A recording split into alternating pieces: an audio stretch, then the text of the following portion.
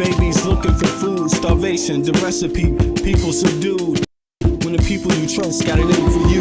Deceit is the word of the day in every crew. Don't let it go. It's from the days of old. Time is up, but some still do not know. Can I make up my mind? Is it worth the dime? Do I have to take a minute just to make it mine? Life's never fair, but don't listen to the TV. Go out and take a listen to the streets with the people in the slums and the homeless bums with degrees and degrees sitting under a tree. It's not easy in the world for the poor man, the one that brought you to reality. See, they don't want you to know about the black sheep. Even 7 rows to the 12 families all around the globe with an ancient code. Is it really asking a lot to say a death's old? Cause we sitting on the earth looking back at extinct. And I'm standing on some ground that's about to sink. I ain't scared for a minute, I ain't about to blink. But I documented for the world what I see and think. Feel we on the call and up and we on the brink. All Congress gonna do is waste paper and ink. Vote or die. You voted and you'll die. You can have it both ways, can't say it's a lie. You can march all you want, but they playing you wrong. They only understand war, it's the same old song. They want war. All they really want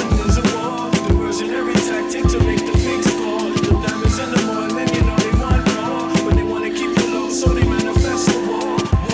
All they really want is a war. Diversionary tactic to make the pigs score. The diamonds in the morning, you know they want more. But they wanna keep you low, so they manifest the war. Like a lotus coming out of the mud with colors, I create envy in those with power but jealous. I unify the poor with a song, the hell with the others. Descended the way they treat indigenous brothers. Yes, and it is 13:30 Central European time.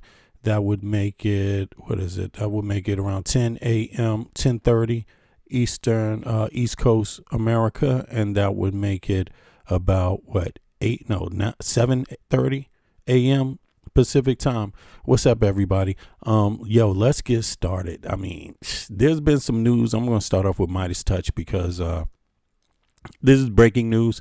And yeah, it is what it is. Apparently, Pete Hegseth wants more. They want people, boots on the ground. They want boots on the ground, intelligence assets on the ground for a larger war, essentially, or an invasion into Iran. Who knows what it is for, but they're asking for it. So let's peep it.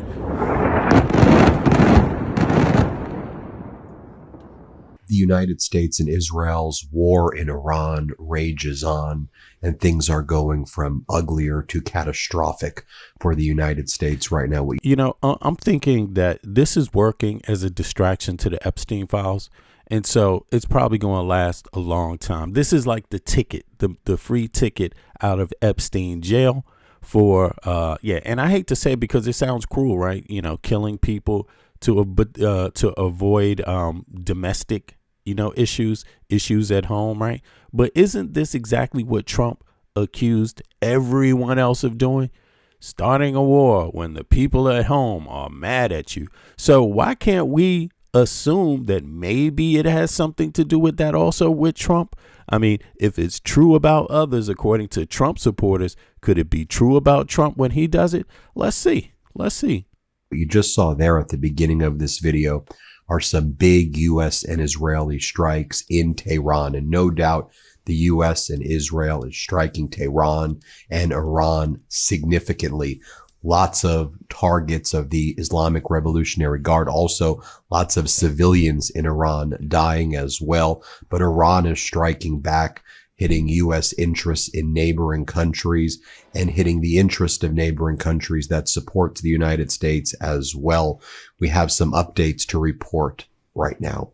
We are learning that there was a United States F-15E Strike Eagle that was shot down over Iran. Fortunately, the U.S. pilots were safe, and they managed to make it out. But a direct hit on an F-15E Strike Eagle over Iran. In addition, one of the things that we're learning about is that CENTCOM is asking the Pentagon right now to send more military intelligence officers to its headquarters in Tampa, Florida, to support the operations against Iran for at least 100 days, but likely through September. Now, and so what that means... You know what I'm just thinking about? I mean, I don't know much about how the military is organized in the U.S., right? But damn, just the fact that they're based in Florida, and that's where Mar-a-Lago is, and that's where Epstein was for how many years? It makes me wonder how much contact any of them had with people in the military there in that area. Not that it couldn't have been anywhere, but it just makes me wonder. It's the first time that popped in my head, but let's continue. What we're able to glean is that the Trump regime sees this war against Iran and this war that's now engulfing the entire Middle East and perhaps even reaching beyond. Oh, you said it's the 15E, Caleb. Okay. From the Emirates version of the F-15. Okay. I didn't know that. That's interesting. So what did he say? He said it was the F-15, right? Let me against Iran for let's go back. F-15. Yeah, he said F-15. So, but yeah, I know what you mean. It's a difference in the model. Same plane, different model, right? So let's go. Strike Eagle that was shot down over Iran. Fortunately, the U.S. pilots were safe. So it's U.S. pilots flying Emirate versions of the F-15, right? Okay, I'm curious about that. But in any case, they managed to make it out. But a direct hit on an F-15E strike Eagle over Iran.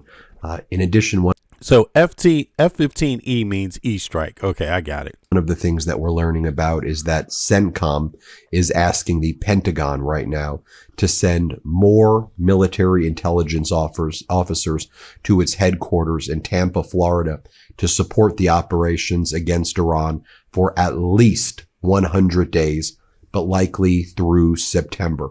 And so what that means, what we're able to glean, is that the Trump regime sees this war against Iran and this war that's now engulfing the entire Middle East and perhaps even reaching beyond, lasting at least 100 days or through September.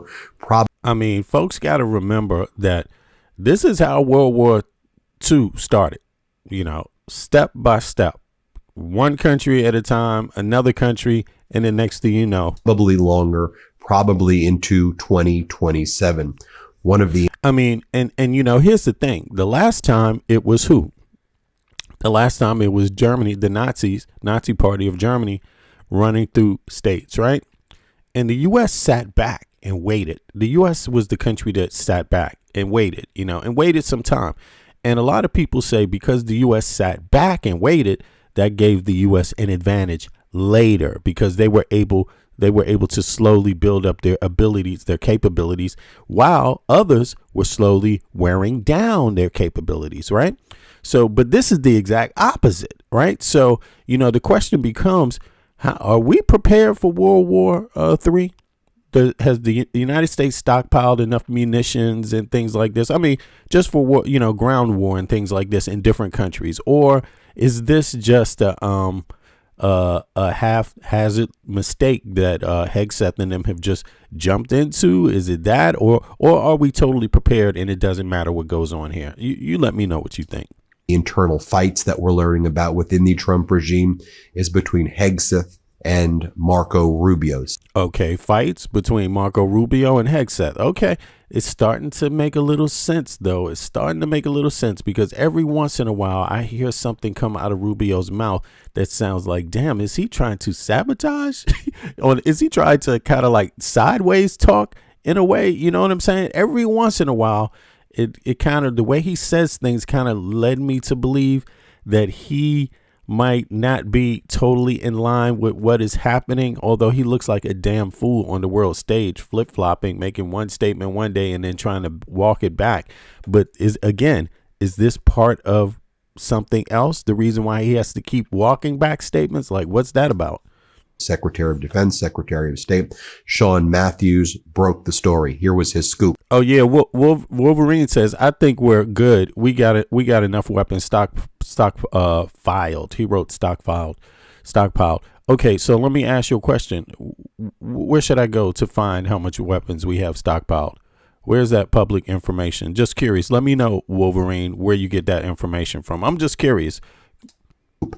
Hegseth and Rubio are feuding over the U.S. approach to war in Iran. Rubio and Hegseth are at each other's throats whether the U.S. should send troops to Iran. Gulf official says U.S. weighing special ops deployment. Hegseth wants U.S. boots on the ground.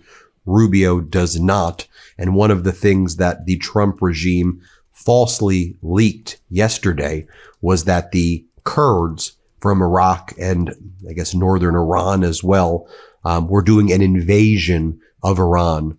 And the U.S. was just lying about this. Some of the Kurdish leaders had to immediately respond because they were also being targeted by Iran. And these Kurdish leaders were saying that's just false. All right. So on that note, it says here for Wolverine, just so you know, I mean, you probably have a completely different perspective on this, and as many people do. But here it says, and then I'm going to give you the sources, right? Source one, the White House. OK, that's the place where Trump resides as president. Right. It says, yes, the Trump administration has taken several aggressive steps to ramp up weapons production and revitalize the U.S. defense industrial base. These actions are driven by a shift towards peace through strength and a new America First approach to military hardware. Right. That's exactly. So here's the breakdown of what is happening and why. America First arms transfer strategy. In early 2026, President Trump signed an executive order establishing a new strategy for how the U.S. makes and sells weapons. Right. What it does, it moves away from first come, first serve model for selling weapons to allies. Instead, it prioritizes countries that spend more on own defense and are strategically crucial to the U.S. interests. OK, isn't that the same goddamn thing? I mean, I don't know. The goal by streamlining these sales and creating a sales catalog of prioritized systems. Shouldn't Congress be deciding that? Shouldn't the American people be deciding how it gets done? Why is that always being circumvented? Why is it one person that gets to decide what to do with your money every day, just flip-flopping, and you are just totally powerless to the whim of one individual? Why is that? The goal by streamlining these sales and creating a sales catalog of prioritized systems, an administration intends to use foreign capital to fund expansion of American factories and production lines. Okay, crack down on stock buybacks. In one of the more direct interventions into the private sector, the administration issued an executive order titled Prioritize Warfighter and Defense Contracting, January 26. OK, the mandate: major defense contractors are now restricted from using profits for stock buybacks or dividends. But what the hell? Record high defense budgets. OK, munitions. Hold on. Munitions focus. Billions have been specifically allocated for the procurement of conventional and hypersonic munitions, as well as expansion of production facilities for missiles. OK, Golden Dome. OK, why is this happening? The administration has cited several core reasons for this: reindustrialization of defense sector, regional deterrence, and burden sharing. The administration wants allies to take more responsibility. OK, but here's the thing: by selling them more high-end American equipment, depleted stockpiles following years of military aid to Ukraine and recent strikes into the Middle East, specifically against Iran in early 2026. Officials have warned that the U.S. stockpiles of precision-guided munitions and interceptors were reaching vulnerable levels. Now, would you like to know who thinks that? This is U.S. This is who thinks this? This is military against Iran and officials. These are U.S. officials. Okay, so who are the officials? Let me ask. Let me see here. Who are the officials who cited depleted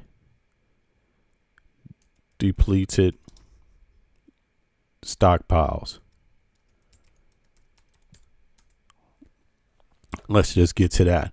I mean, because that's really what I wanted to know about. And this is what America, listen, American citizens know how to think. God gave you a brain to use yourself. And if you need to question what's going on, that's a wonderful thing. That's just what is supposed to be happening, because you're made that way, to question things, right? And if you weren't raised to question things, then damn, but in any case, while the Trump administration has publicly projected a message of unlimited military strength, several high-ranking officials and internal reports have raised alarms about the rapid depletion of high-end munitions due to ongoing operations against Iran, Operation Epic Fury, and for years of support for allies. Okay, now let's see here. The officials and entities citing these shortages include General Dan Kane, chairman of the Joint Chiefs of Staff. So it's coming. This worry about the shortage of munitions is coming straight from the top. So now that we've established that, let's not delay the rest. Let's go. We haven't sent a single Kurdish soldier. Was that the Kurds from Iraq and I guess northern Iran as well were doing an invasion of Iran. And the U.S. was just lying about this. Some of the Kurdish leaders had to immediately respond because they were also being targeted by Iran. And these Kurdish leaders were saying, that's just false. We haven't sent a single Kurdish soldier into Iran at this point. Yeah, Don said, hey, Ben, release the Epstein flight logs again. Yeah. Hey, Iran, release the Epstein files for us. Help us because Trump won't do it. Just an entirely false statement by the United States. And what appears to have happened is that the Kurds rejected the United States' demand and coercion to be the boots on the ground and invade Iran. The U.S. and specifically Donald Trump has been for Midas touch. Indeed, Sherry. Betrayed the Kurds consistently.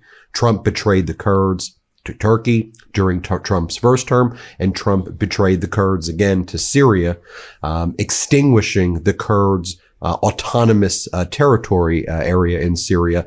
You hearing this? So we helped build this up in prior administrations, and Trump has just been trampling all over it. And the Kurds were allies, and now Trump is calling on the Kurds to help invade Iran. Get the fuck out of here, man. You know, this shows you, and this goes into U.S. policy. Look, you could try to buy all the friends you want, but real friendship and real allies, that's built up through time and test. Time and test. And so therefore, if you have allies that you've built up relationships with in time and test, are you supposed to just turn your back on them? Is that what you're supposed to do? Or are you supposed to negotiate with them and try to curb whatever behaviors you're concerned about? Or do you just turn your back on them? Well, Trump turned his back on them, and now he's asking for their help. I mean, you know, I'm sorry, but yeah, okay, let it happen. When Donald Trump supported Al-Jilani, Ben comes with receipts, and that's what we deal with here. That's the only thing thinking people need is receipts, right? Al-Qaeda leader who now runs Syria. That's the guy who went into the Oval Office, who we used to have a $25 million bounty on because he led Al-Qaeda, and Trump was spraying perfume on him and sniffing him. So what seems to have happened is that the Kurds rejected the Trump coercion to invade Iran. So the United States just made it up. In typical Trump fashion, lied, said the Kurds are invading in order to try to provoke an attack by Iran against the Kurds, maybe hoping that will then get. Oh, damn. He just tried to throw the Kurds. You see what Trump is doing? And listen, this is the same thing they used against the American people. Divide and conquer and make allegations and, you know, do these, what do they call them?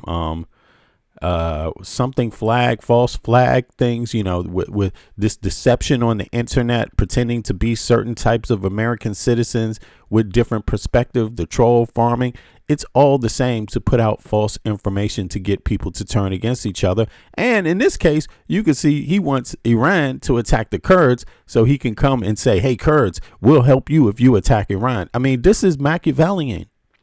And people need to understand something. If you want this kind of Machiavellian shit reigning over your life, you're in real fucking trouble because it's already started. You know, it started in the U.S. with the tactics they use against the American people to get power. These oligarchs using their troll farms. Goddamn Epstein was using troll farms. You know what I'm saying? To cover up his name, remove his name from the internet, all kinds of shit. But they've been developing this shit for some time. And it is a weapon. It's a weapon. But hey, let's hear some more. The Kurds to respond. That's invade Iran. So the United States just made it up in typical Trump fashion. Just made it up, just like them trolls. Typical troll fashion. Just make something up. Spread it, disinformation on the internet. Have people react and vote in different ways. Have people thinking, Kamala and Trump are the same, man. Ain't no difference between Kamala and Trump, man. Kamala just as bad as Trump. Sniffing him. So what seems to have happened is that the Kurds rejected the Trump coercion. 45 Roni. Indeed, it is crazy work. This is the world we live in right now. To invade Iran. So the United States just made it up in typical Trump fashion, lied, said the Kurds are invading in order to try to provoke an attack by Iran against the Kurds, maybe hoping that will then get the Kurds to respond. That's just one of these Trump gimmicks and lies that he thinks like works in the movies, but doesn't work in real life and actually has led to. It doesn't work with serious people, but people that are silly as hell, it works very well on. To the conflagration, the burning inferno that is this Middle East getting much worse. I mean, for all of the strikes taking place on Tehran right now, Iran still has its Revolutionary Guard spokesman, Ibrahim Dul Fakhari, out there holding press briefings. He says the Iranian sacred multi-layered defense will continue with full force. They're out there still striking Israel, still striking Saudi Arabia and Qatar, and still striking Bahrain and the neighboring areas. The U.S. claims that the Iranian strikes are down about 83%, but the U.S. lies about everything. The Strait of Hormuz is essentially closed still. Maybe one or two ships get through, but overall, the Strait of Hormuz is closed. Iran has successfully targeted Qatari oil interests. All right, let me just go to the let me pull up the map real quick when he says that the Straits of Hormuz, right? And that's the Persian Gulf, right? That's basically it, right? Let me see here. Can y'all see this? Yeah, here we go. So that is, let me pull over here, pull it down some so y'all can see this. You can see it right here, right? Boom. Now let me just zoom in. And I guess the Straits is right here. This little part, this little hook, the smallest, the smallest area, obviously that makes people more vulnerable to being reached from Iran. This little tip, you could say, right here. It's kind of like a V, or yeah, exactly. So let me let Ben continue right here.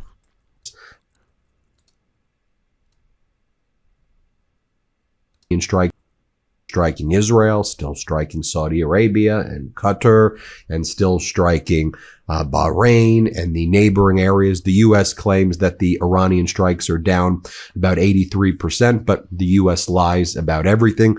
The Strait of Hormuz is essentially closed still. Maybe one or two ships get through, but overall, the Strait of Hormuz is closed. Iran has successfully targeted Qatari oil interests and nearby oil interest as well.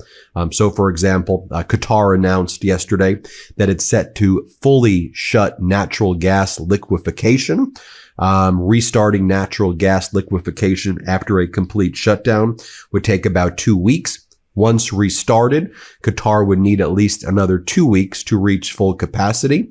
And Qatar is the second largest liquefied natural gas LNG exporter in the world, and they are shutting it all down. Okay, hold on. Capacity, and Qatar is the second largest liquefied natural gas LNG exporter in the world, and they are shutting it all down. So gas is about to go up, apparently. Yeah, I don't know how much has gone up already since this war started on Saturday, but it's likely to show up heavy in the markets now.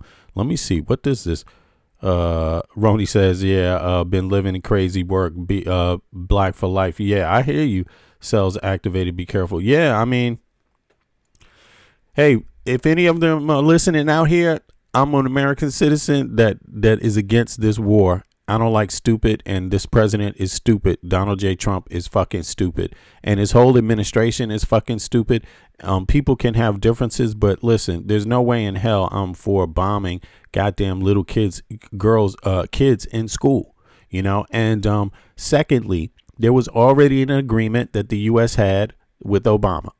Trump is the one who ripped it up. So that was a stupid decision also, but that is done by Trump alone. American citizens, our government doesn't fucking listen to us. Let's just be honest. So this, Iran. Our government doesn't fucking listen to its people. They tax us, but they don't listen to us. And Trump is one of those main proponents of that. Okay. He doesn't listen to the Congress. He doesn't listen to the Senate. He doesn't care. He doesn't enforce the law. Trump does not enforce the law, period. Okay. So, I'm out of it. You know what I mean? Please bypass me. Any type of, any type of Iranian cells. I'm not your enemy. I think Trump is a piece of shit. Now, I recognize there's different Iranian ethnicities, different Iranian people. I got nothing against any of them, period. Iran's got a great history. I just feel like the way this president deals with issues is not the right way. So he doesn't have my support. Think about the implications there. And as we learn those implications, you can see it in the data. The Midas Touch Network, we show you charts. We show you graphs. We show you facts.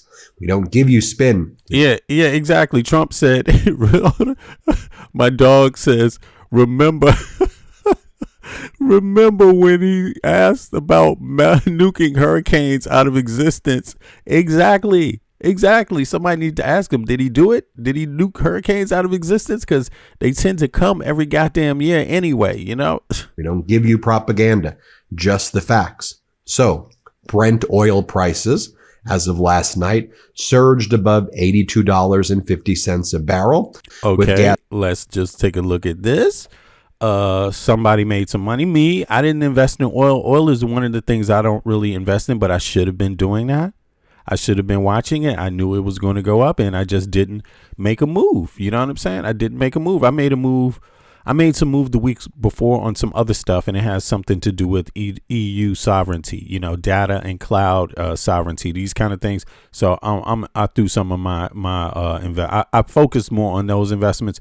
But I already got weapons investments, so that was it for me. And then also some gold. But let's look at this one. This is the one that everybody could have centered in on. Whoever wanted to make some money, you would have centered in on this one. Let's see. Let's just go. Can I see how much? As a matter of fact,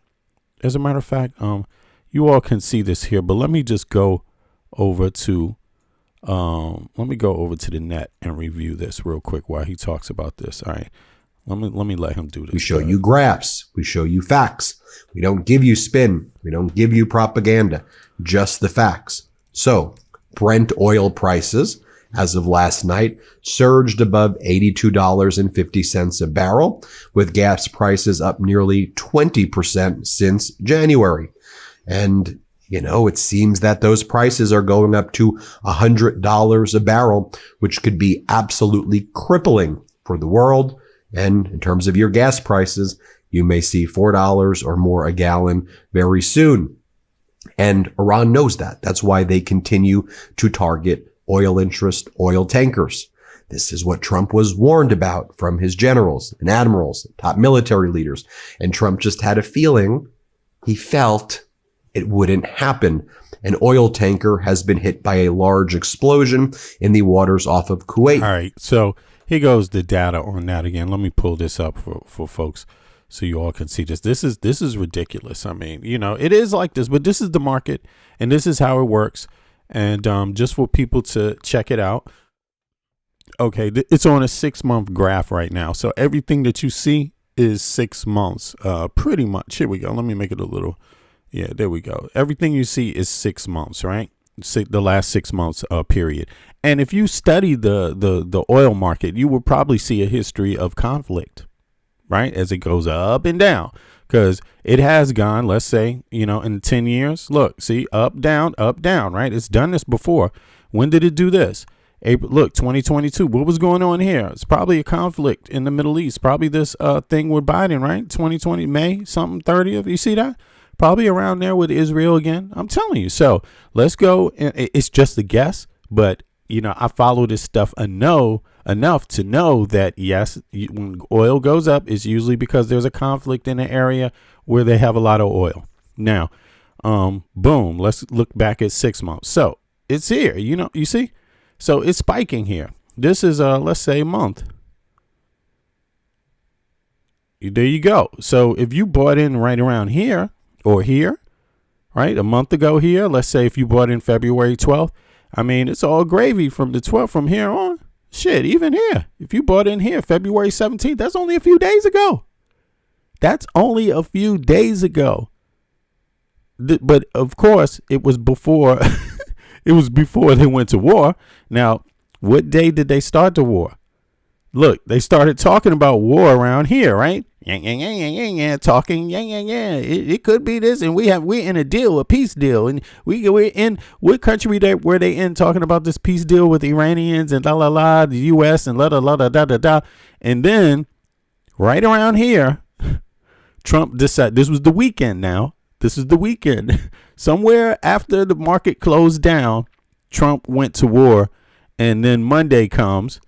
Monday comes, right? And then boom, boom, boom, boom, boom, because the U.S. markets can't react. The EU markets can't react on the weekend. You know what I mean? So there it is. So, and I'm only doing that because a lot of my viewers, we watch the stock market and partake in the stock market. So in any case, there you have it. Let's go. Yesterday, resulting in continue to target oil interest, oil tankers. This is what Trump was warned about from his generals and admirals, top military leaders. And Trump just had a feeling, he felt it wouldn't happen. An oil tanker has been hit by a large explosion in the waters off of Kuwait yesterday. God damn, AJ said, I live in the Bay Area. We pay almost $6 a gallon. You talking about Bay? You talking about in Cali? The Bay over there? Is that what you're talking about? Yesterday, resulting in a massive oil spill. And this is in addition. What's up to you anyway? To the news I gave you about Qatar.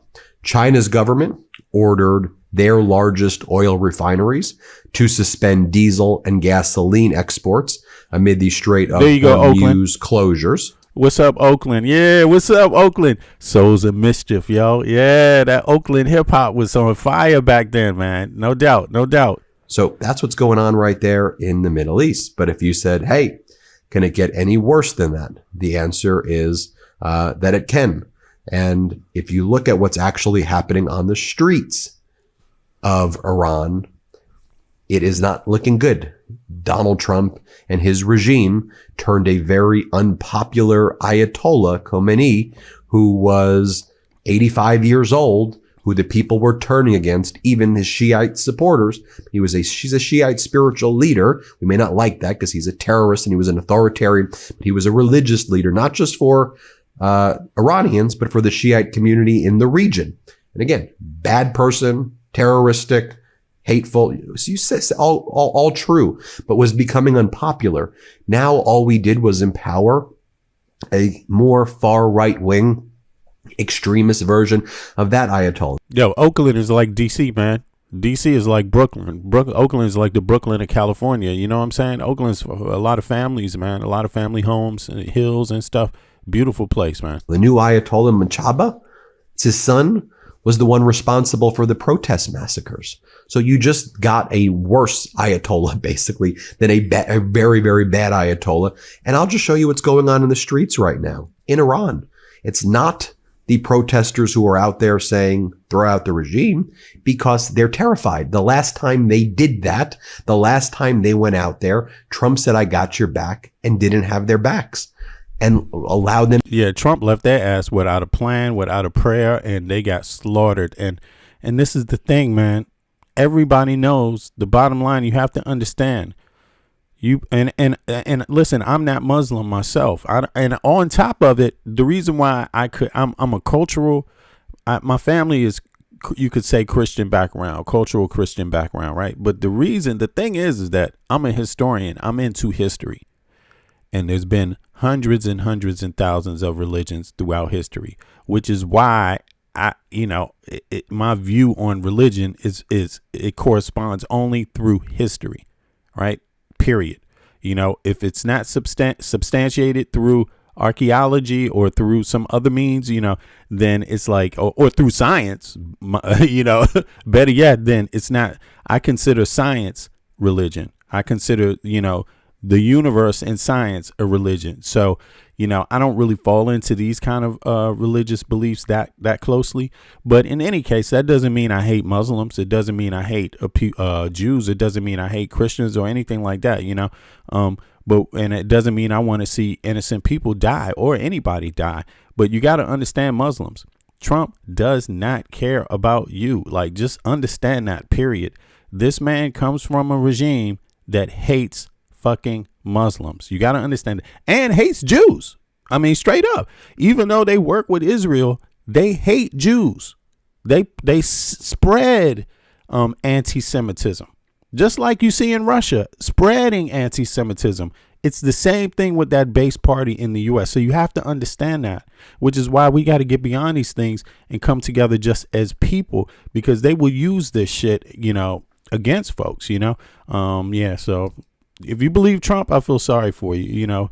Trump is a backstabber, and he's going to backstab a lot of different types of people. He can't be trusted. And to be massacred. Also, if you are a pro-democracy protester right now, and especially if you're pro-democracy, he's not for it. Trump and his regime is out there saying that they don't support democratic leaders in Iran, and they support someone else from the Islamic Republic who would be friendly with the Trump regime. Why would you go out and protest?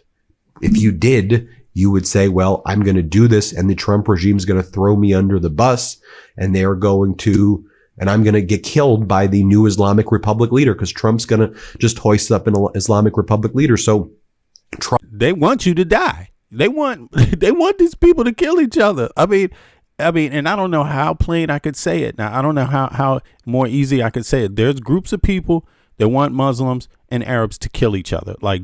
And again, I'm not Muslim, I'm not Arab, but I know because I listen when these people talk. I hear what they're saying.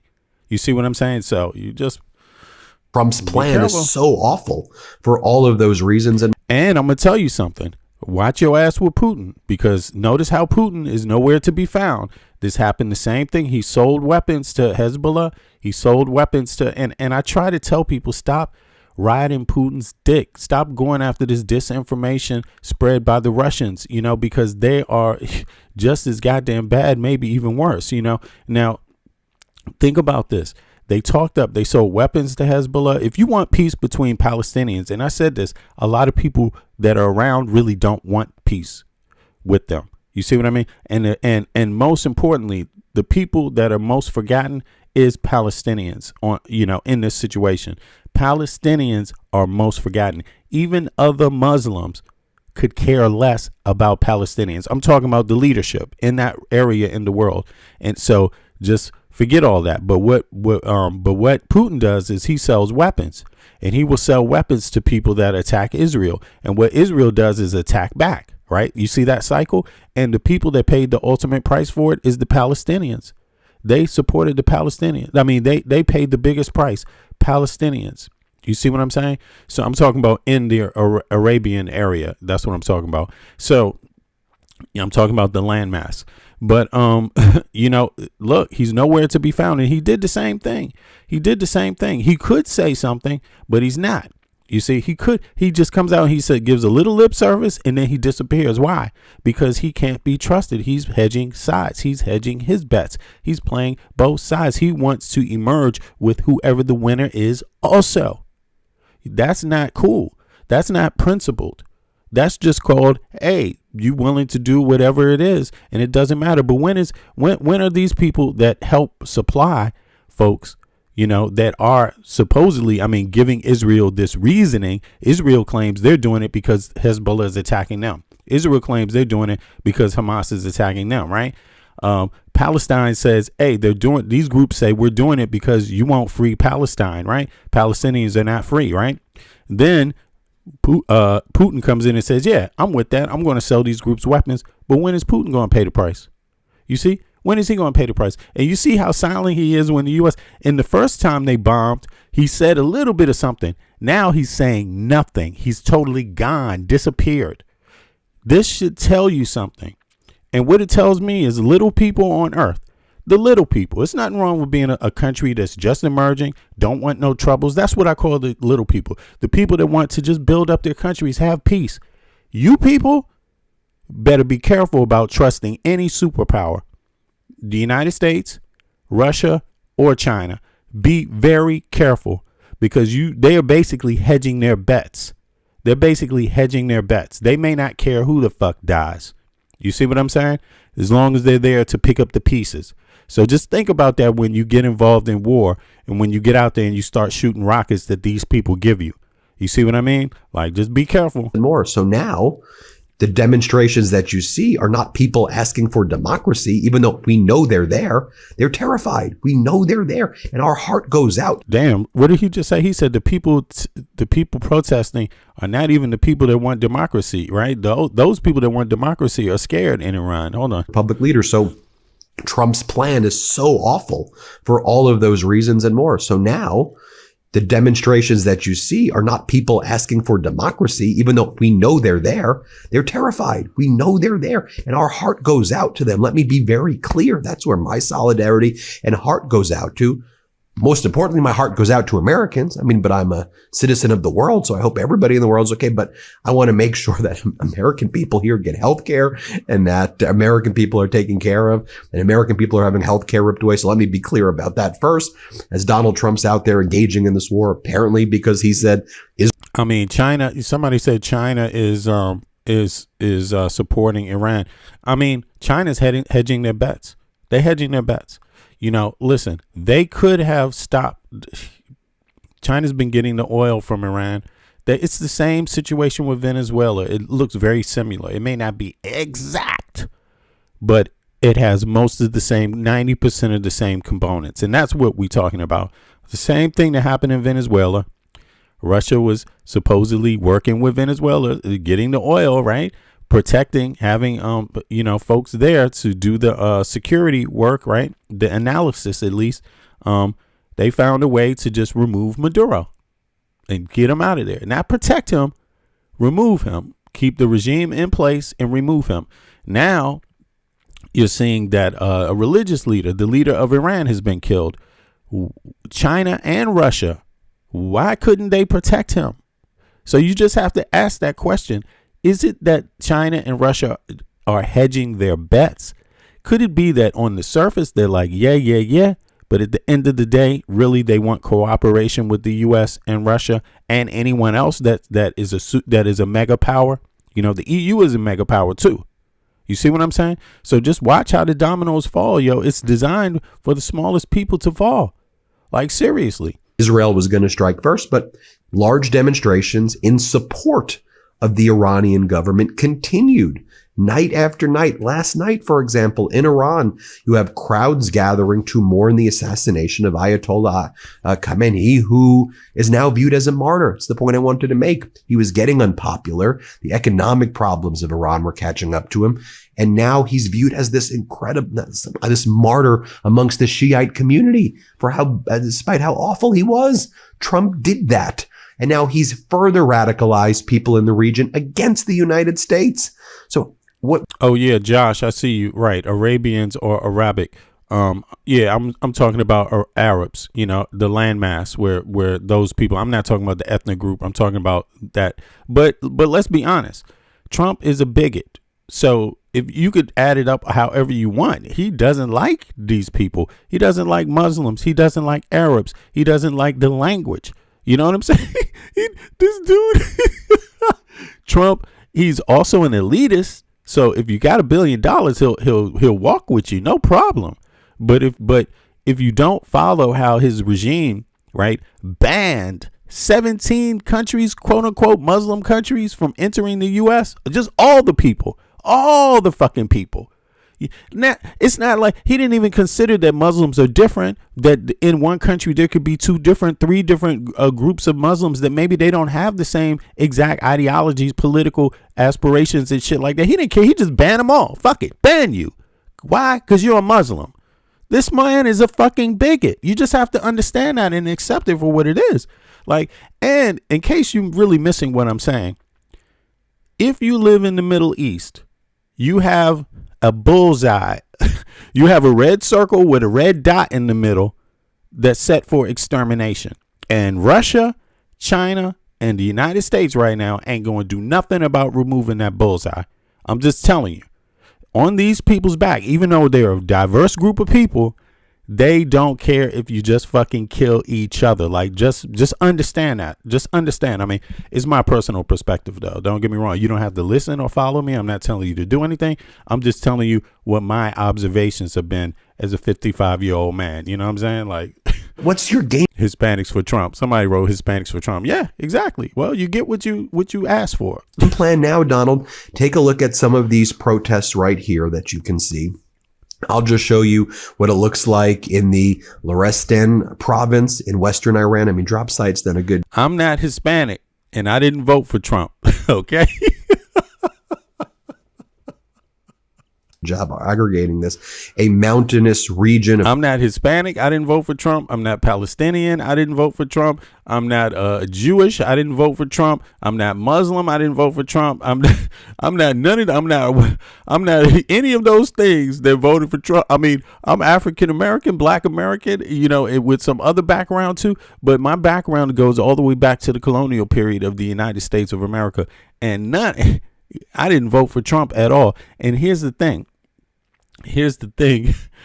African Americans, Black Americans are the group that has the highest percentage of people that voted for Kamala Harris. Only 20% did not. Every other group in America got like 40 and 50% that voted for Trump. So I'm not shocked. Of the Zagros range, home to about 1.7 million people. I mean, they're out there chanting death to America. I mean, just somebody said you're definitely Irish. Watch what they're doing here. Thank you for that. This clip.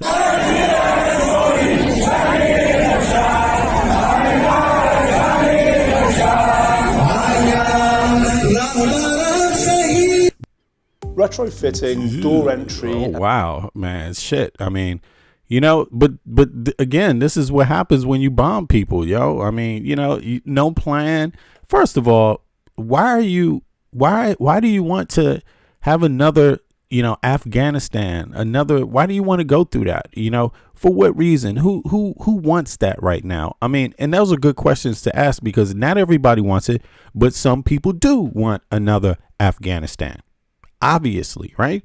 Some people are making moves. So there's another Afghanistan, Iraq, Iran, a whole, you know, spill where a whole lot of people get killed. And I'm pretty sure the people that are supplying the weapons don't want to be part of the people getting killed. But they're going to sell weapons to different groups that's going to kill each other. You take a look at the Khuzestan region, southwestern Iran bordering Iraq. I mean, look right here, oil-rich. Trump just called in. He's called in more, what do they call it? Advisors to go to the ground. They're meeting in Florida, in Tampa Bay, Florida today to be sent. I think over 100 more advisors to be sent to the border. Yeah, that's what they're reporting. So, you know, those advisors are military intelligence that want to advise the U.S. on how to proceed, who to give weapons to, you know, strategy on the ground. Essentially, that's what this is about. So. Province. I mean, they're out there, tens of thousands, if not more, pro-Ayatollah protesters screaming. Yo, who the hell is this conspiracy music? Are you dumb? Conspiracy music. You don't even watch my channel, do you, man? You don't know anything about me, man. You know, he says America is the greatest country on the planet, plain and simple. You want to complain, but I bet you won't leave. Ha ha. That's what he said. Oh, really? You bet I won't leave? You bet I won't leave? Damn, you're dumb? Because I'm an American citizen that lives in Denmark, you jackass. I have health care. Do you? My kids have health care. Do your kids? My kids have universal education. Do your kids? I have a goddamn union job. Do you? You jackass. You could at least ask. You jackass. But see, that goes to show you jackasses don't need to ask. They got no problem being dumb. Yes. All I need to know is now. All I want to know is now is what state do you live in and who is your health care provider? region, southwestern Iran bordering Iraq. Exactly. Al James, exactly, man. I mean, look right here, oil-rich province. I mean, they're out there, tens of thousands, if not more, pro-Ayatollah protesters screaming Magbar Pahlavi. Yeah, conspiracy music. What state do you live in and who is your healthcare provider? Just let us know you're not a bot or a troll. I'm sure if you're a real person, you have a state and you have a healthcare provider. Which one? Screaming death to Pahlavi. And Trump doesn't have Pahlavi's back. Think about that. Trump's repeatedly said, I don't have Pahlavi's back. Trump says he wants another Islamic Republic leader. So what's the hell's Trump doing here? And just so you see who's out there, who's emboldened by all of this, this is what Trump has caused. Here, play this clip.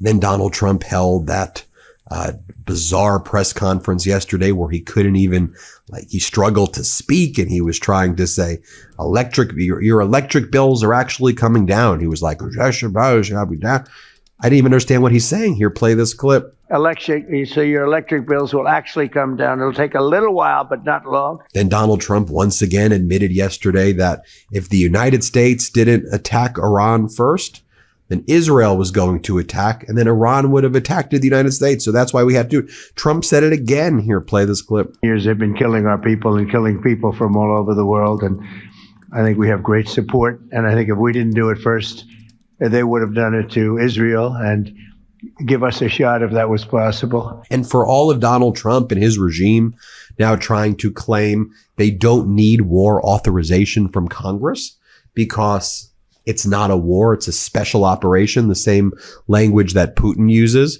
Well, here's Donald Trump yesterday at that press conference saying it's a war. It's a war.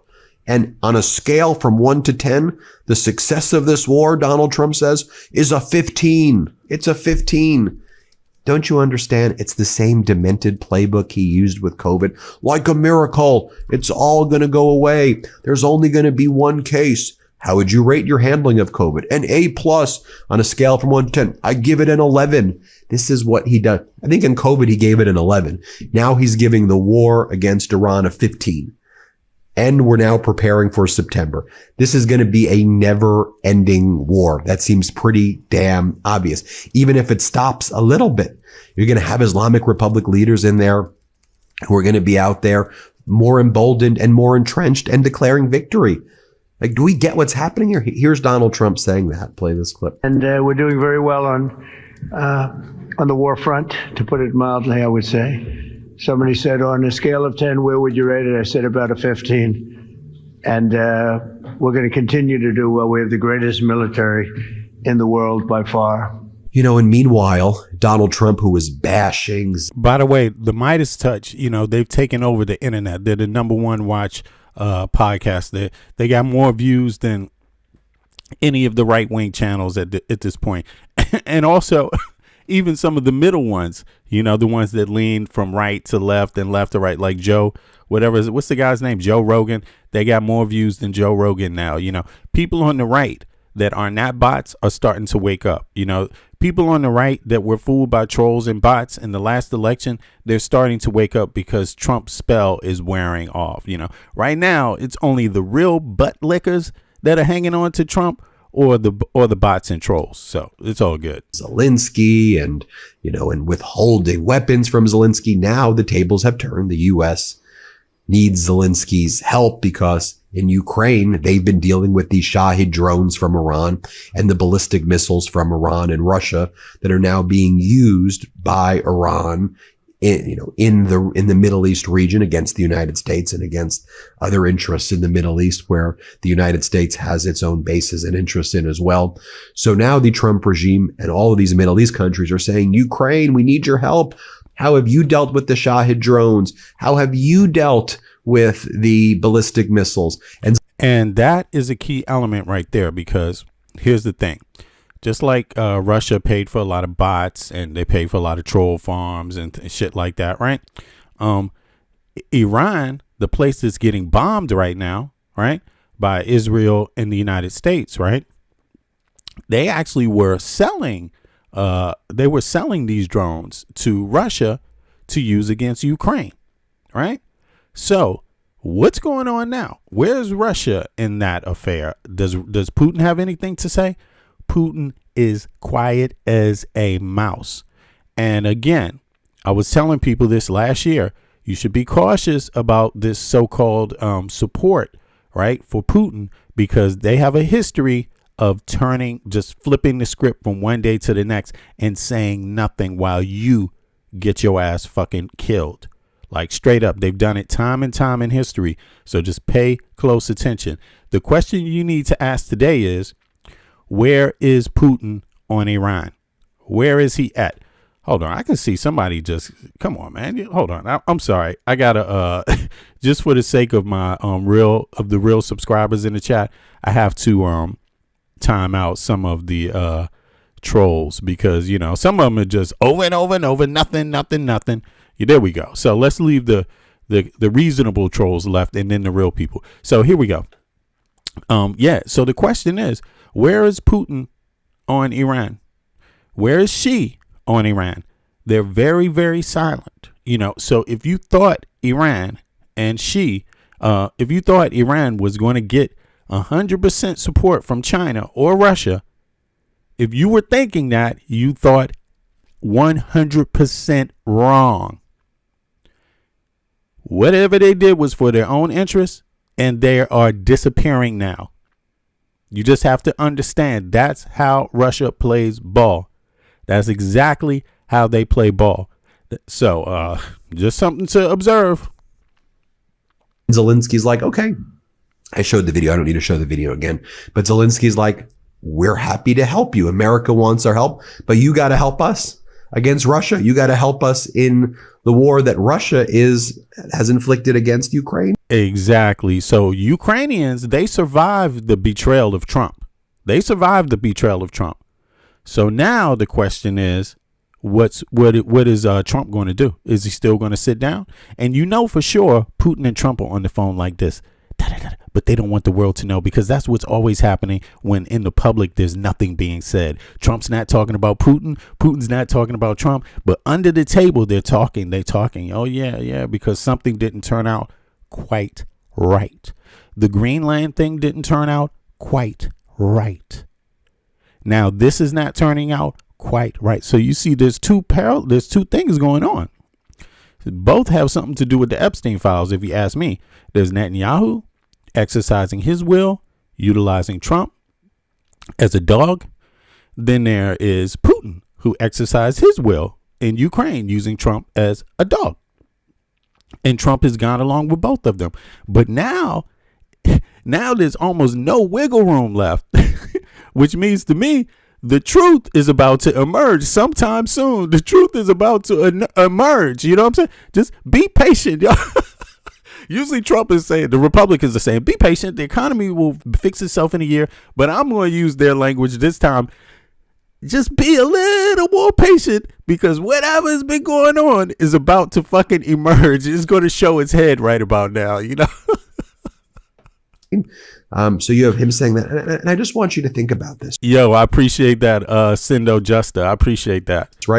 Right now, in terms of wars, you have a war against Afghanistan and Pakistan. The entire Middle East is now engulfed in war, with Trump invading Iran. You have Trump doing a military operation in Ecuador right now. We have boots on the ground in Ecuador as the MAGA president of Ecuador. What?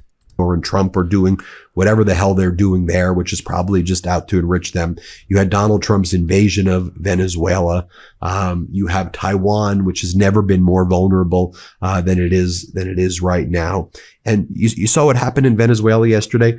I was trying to make sense of this story, and now it totally made sense. So remember the reporting that was out there? Reuters broke the story that the Trump regime was preparing an indictment against Delcy Rodriguez, the leader of Venezuela from the Maduro regime. Right. And she said, yeah, okay, hold on. Who Trump basically. By the way, the opposition leader was scheduled to be back in Venezuela today, I believe. It's on the 8th, I believe, of this month. Is basically a Trump stooge there, so Trump could take the oil money from Venezuela, sell it to his right-wing oligarch friends, put it into Qatari bank accounts, and then the Venezuelan community in South Florida and elsewhere in the United States are like, dude, Delcy Rodriguez is worse than Maduro. So you just kept the Maduro regime. You kept the Chavistas in there, worse than Maduro. What the hell are you doing, Donald?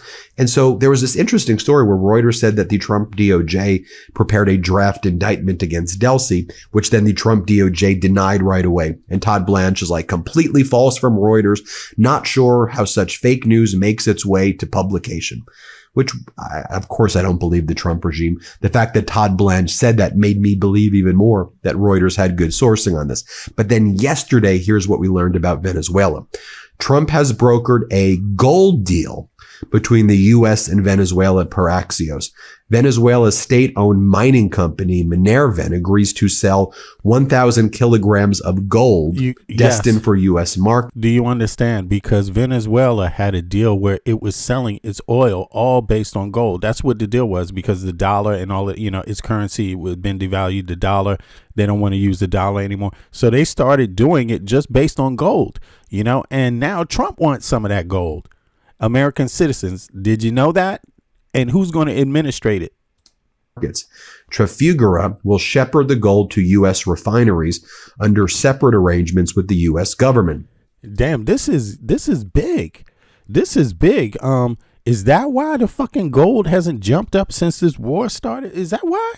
Like, I've been waiting for gold to jump up. Is it because now there's new markets coming out? Let me see. The contract calls for 98% final gold content, sources say.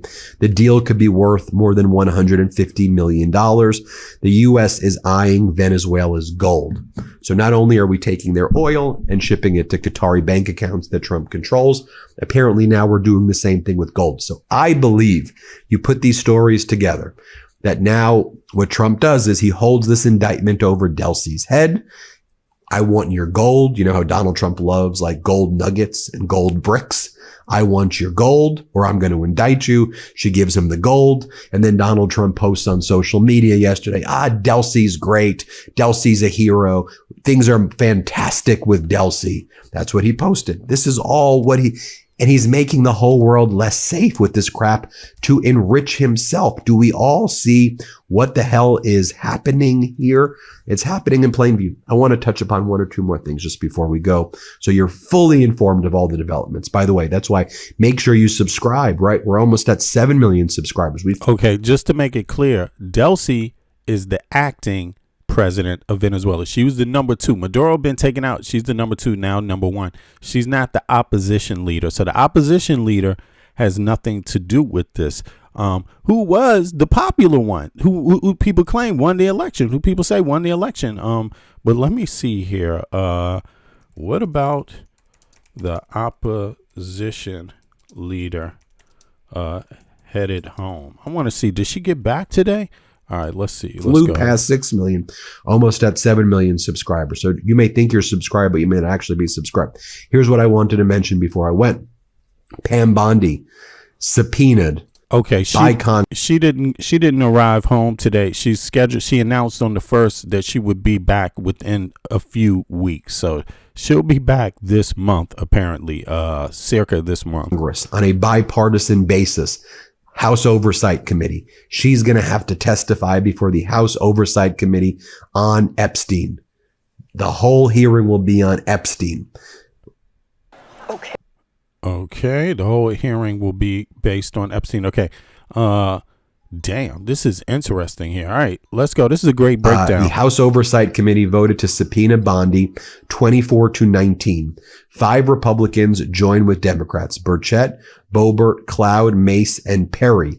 She will be subpoenaed by the House Oversight Committee right now, and that is going to be a big deposition. One other fact about Pam Bondi that I want to mention, and this didn't really get a lot of attention yesterday at all.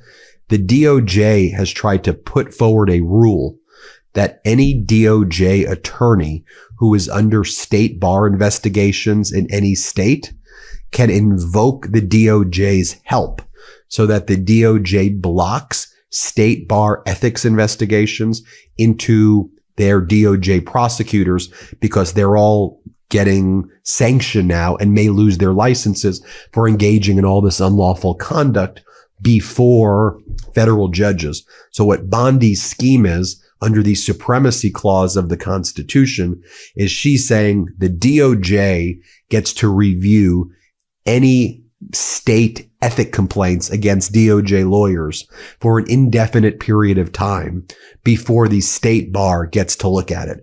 So what the plan is to use this review process of the state bar claims in any of the states to delay and stall and stop state bar license removal proceedings against DOJ lawyers who behave unethically.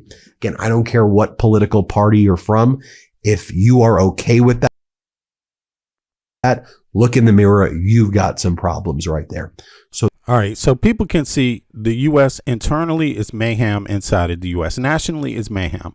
You know, the Congress is nowhere to be found. There's no impeachments happening. It's basic lawlessness going on. I mean, what's going on with Trump's administration is they're trying to dismantle the law, trying to dismantle all checks and balances that are there to basically protect the public, right? To make sure that the public's tax dollars are being utilized by the government properly, right? To make sure that the laws are being upheld, right? So that's being removed.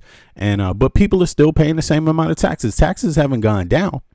You know, services have gone down. Taxes have not gone down. So, yeah. And then you can see how this connects with what's going on the outside. Basically, it's lawlessness. Between Netanyahu, Putin, Trump, they have created an environment where the international law was always being challenged by different actors. The international law is completely helpless now. And because there's no balance there, there's no one there to balance it off. You know, the superpowers, you know, the Security Council, it's already unfair and has been unfair. You know what I'm saying? For some time, all you need is one actor to veto on the Security Council level. So that's already been a problem in the past. But now you don't have any superpowers speaking out against these kind of actions. And that's very odd. Taybon Hun, that's very odd. You know what I mean? So it's really curbing, you know, the trajectory of countries that are emerging, I think. It's actually screwing up a lot. I don't know. I think most of these people are in it, like Trump and Putin, when you add, and Netanyahu, but Trump and Putin, when you do things for a straight up greed, it kind of ends up being, you know, having an effect that maybe the people doing it don't even believe could happen. You know, they get surprised by their own actions, you know, their own stupidity when it's just purely based on greed. But when you add ideology to it, or politics, political power with Netanyahu, you know, those things merge. You see what I mean? Those things connect. And then you get this war with Iran where taxpayers have to pay for that. You know, taxpayers are going to pay for it all across the globe, you know, more so Americans, because our weapons get sent to many different people around the world, and it is indeed our tax dollars paying for it. You know, it's not like it's not managed the same way. And you can see Trump has made it even more transactional. It's not about policy now; it's all about money. You know, so that's changed the world order. The world order now has turned to money, though the haves and the have-nots. So it's no longer policy based. You know, which is sad. So there's no incentive for people to want to have elections. You know, you see what I'm saying? Or for elections to be respected. There's no incentive for human rights to be upheld. There's no incentive for civil rights in the U.S. to be upheld. And that's going to affect others. You know, it's just a hot mess right now. But that's the Midas Touch reporting from Ben Marcellus. And it's very detailed. You know, now let me see the chat. Somebody say gold went up. Let me open mine up on real quick here and check this out. Gold is up. 5. Yeah, somebody said this was Karina said gold. Karina M69. Gold is up 51 ounces. Silver 82 ounces. Yeah, let me. they do this all the time, man. Okay, 2 seconds. Sorry, 2 seconds. I mean, let me just check my stocks here.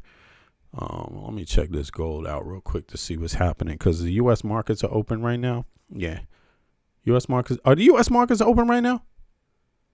Because mine is a Canadian gold company. Let me see. Primarily, let me see. Are they open right now? Let me just double check. No. So Ken Ross hasn't opened. I use Ken Ross. They haven't opened yet, but I'm suspecting that it's going to go up, like you said, because it's just going up. Period. So let me see here. But I definitely know weapons have gone up, gold has gone up, but oil has gone up. But you know what else has gone up? Electric charging stations.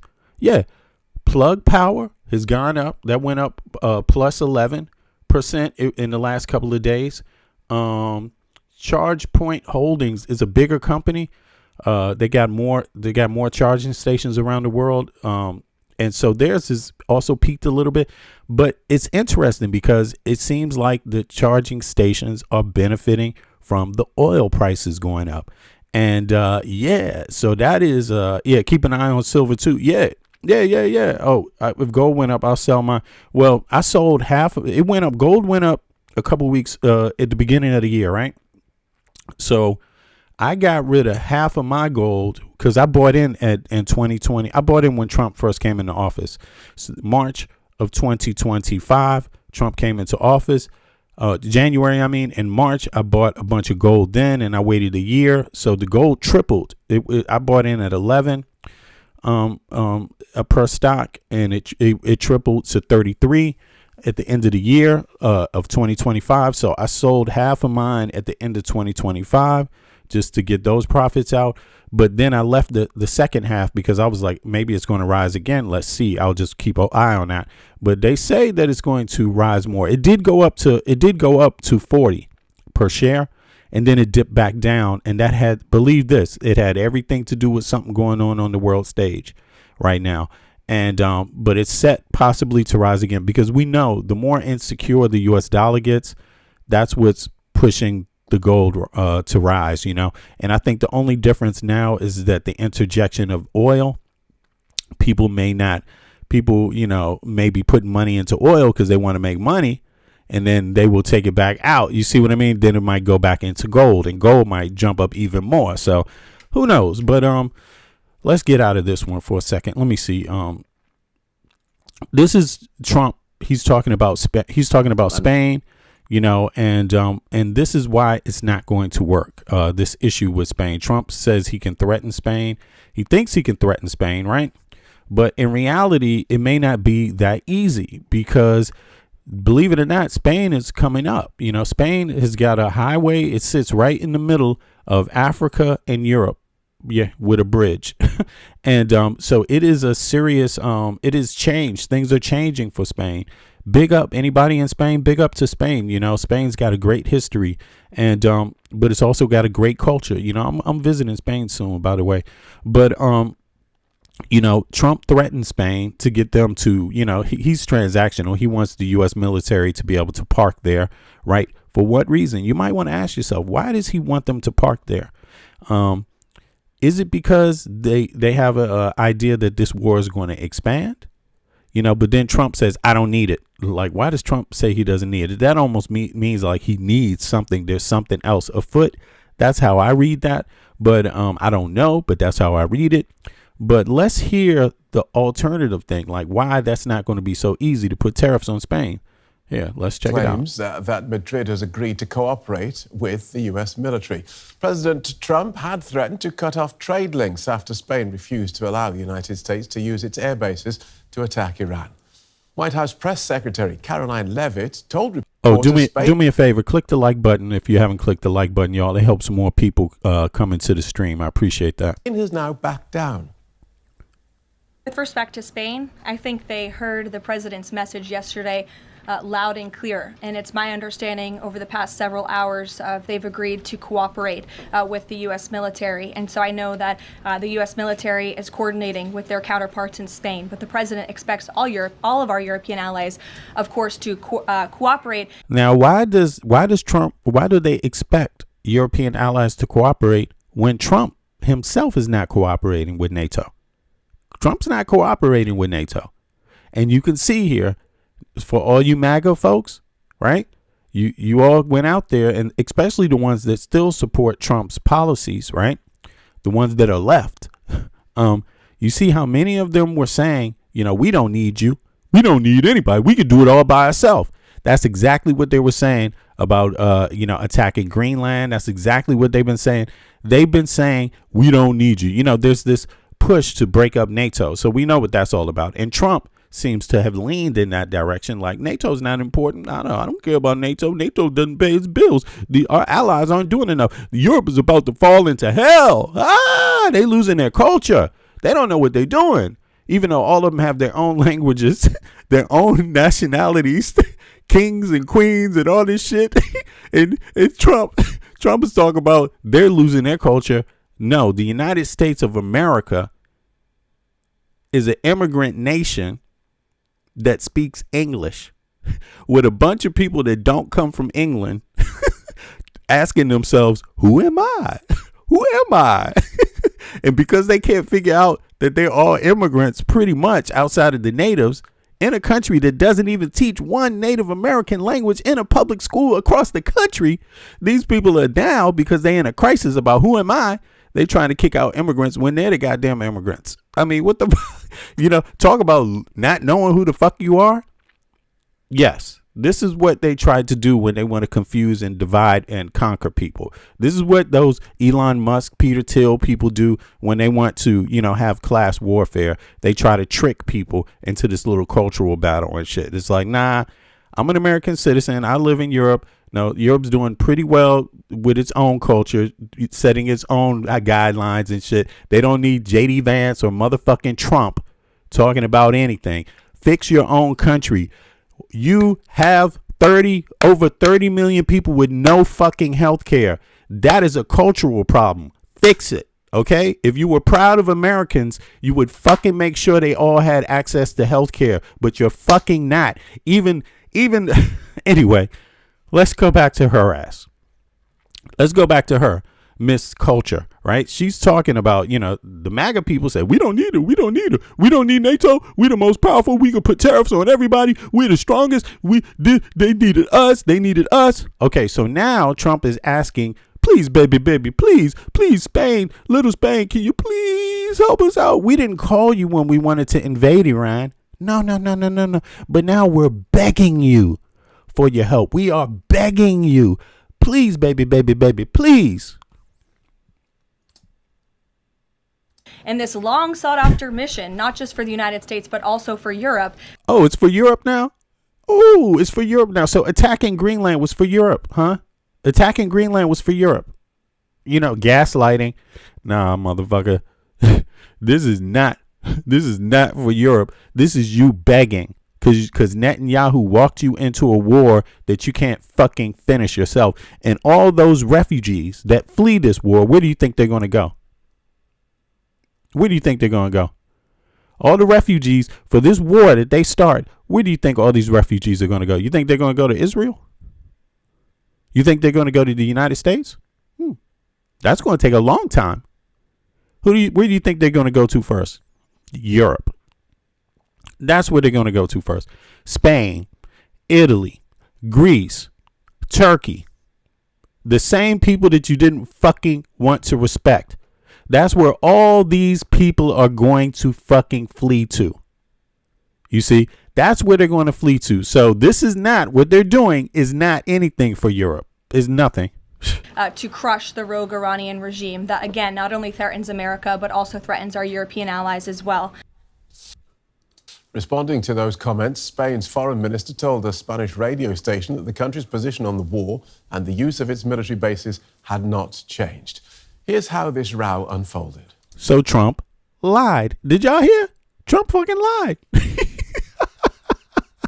Trump lied. Let's go back. Let's go back to, please, baby, please. Spain has denied US claims that Madrid has agreed to cooperate with the US military. President Trump had threatened to cut off trade links after Spain refused to allow the United States to use its air bases to attack Iran. White House Press Secretary Caroline Leavitt told reporters Spain has now backed down.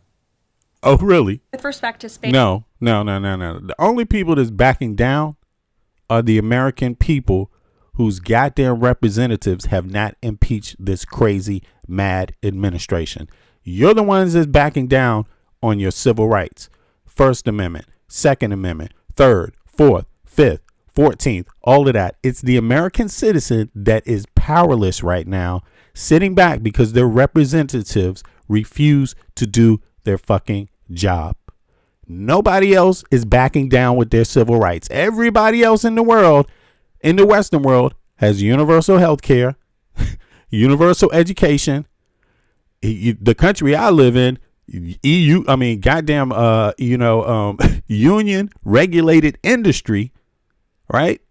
Like the one I work in. Okay. You see what I mean? To make sure you make a living wage when you go to work every hour. Unlike the United States of America, goddamn Texas, you know what I'm saying, pays you $7 an hour. I would spit on that salary. How dare you offer somebody $7 an hour? Don't ever offer me that. But the people who accept it, okay. Spain, I think they heard the president's message. Caroline Leavitt is lying to you. She's talking to you $7 Texas people. She's hoping you believe this dumb shit some more. And some of you will. White House Press Secretary Caroline Leavitt told reporters Spain has now backed the Epstein war. Epstein coming for Iran. Down. With respect to Spain, I think they heard the president's message yesterday loud and clear. We ain't hear a goddamn thing. I'm going to Spain in a couple weeks, y'all, to have a nice little vacation and shit. I'm gonna take my pictures and my video, do my podcast down there from Spain, y'all. I'm gonna be celebrating down that motherfucker, saying "fuck Trump." And it's my understanding over the past several hours they've agreed to cooperate with the U.S. military. And so I know that the U.S. military is coordinating with their counterparts in Spain. But the president expects all of our European allies, of course, to cooperate in this long sought after mission. I appreciate you, Indigo. Not just for the United States, but also for Europe to crush the rogue Iranian regime that, again, not only threatens America, but also threatens our European allies as well. Responding to those. Hold on. Now, what's the response? They asked. They were like, did you back down, Spain? Did you back down from Trump? Acquiring minds want to know. Comments. Spain's foreign minister told a Spanish radio station that the country's position on the war and the use of its military bases had not changed. Here's how this row unfolded.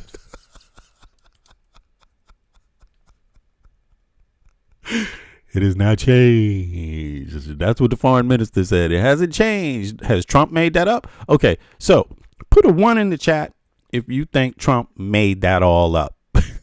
And put a 1 in the chat also if you think Caroline Leavitt knows Trump made it all up and is lying her ass off too. And put a 2 in the trap if in the chat if you think no, Trump and Caroline are holier than thou. Let's see. Our counterparts in Spain, but the president expects all of our European allies, of course, to cooperate in this long sought after mission, not just for the United States, but also for Europe to crush the rogue Iranian regime that, again, not only threatens America, but also threatens our European allies as well. Oh, now they worried about, man. Oh, the Iran threatens our European allies as well. Well, what the fuck were you doing threatening Greenland? And also, yes, as War and Peace said, Spain doubled down. Not just no, but double fuck no. Responding to the and I might add, kiss my motherfucking ass. Comments. Spain's foreign minister told a Spanish radio station that the country's position on the war and the use of its military. Nobody believed this shit except maggots, yo. Listen, if you want to live and survive these times, do not believe anything that this administration fucking tells you. Do everything, expect everything to be opposite. Okay? Bases had not changed. Here's how this row unfolded. Spain's Prime Minister was unequivocal. En definitiva, The position of the Spanish government can be summed up in 4 words: no to the war. no a la guerra. Pedro Sanchez had refused to allow the US to use Spain's air bases, warning that Europe should not be dragged into a conflict that would only fuel economic instability. Yes. How can you be helping Europe when the war you just went and set off on with Israel is going to send millions of refugees throughout Eastern Europe and the Mediterranean, which is part of Europe? You see what I'm saying? How could you be helping them with no fucking plan for these people? You see what I mean? I mean, this is bullshit. This is bullshit. You cannot win support. If you're a European, you cannot win supporting this war. You will pay. Your taxpayers will pay. Your elderly will pay. Your sick will pay. Your handicapped will pay. Your students will pay. Your average everyday person will pay for this. This is wrong what they're fucking doing. You know, like straight up. Your pensions will pay. The rift widened when a characteristically outspoken President Trump, meeting Germany's Chancellor, made this announcement. Spain has been terrible. We're going to cut off all trade with Spain. We don't want anything to do with Spain. Trump was angered not only by Spain's lack of support, but also its failure to commit to boosting defense spending. Another Spanish ally stood up for Sanchez. The French President Emmanuel Macron expressed his solidarity against so-called economic coercion. Spain's financial markets were largely unperturbed, viewing Trump's remarks as an empty threat.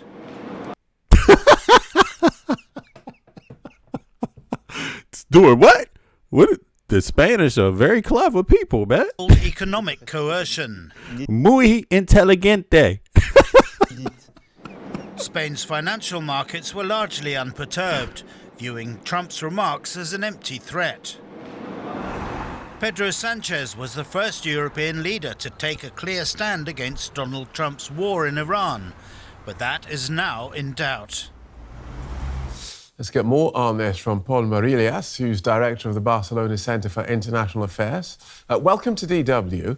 So, what do you make of this row between Washington and Madrid and this dispute over facts?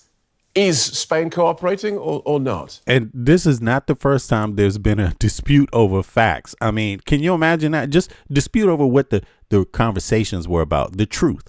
What did you discuss? What did you agree on? I mean, this is total Trumpenstein.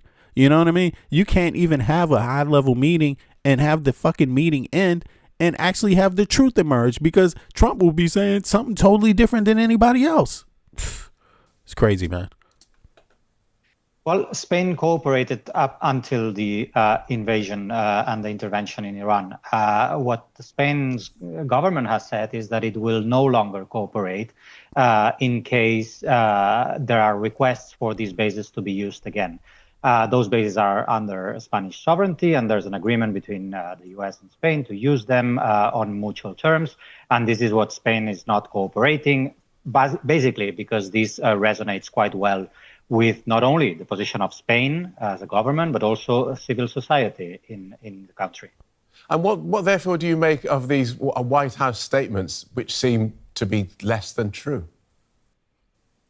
Damn. Well, to be honest, maybe they are referring to the fact that there are also other fronts on which the relation. That's a new one. Less than true. That'll keep you from being sued. It's less than true. Sounds less than true. Is it less than true?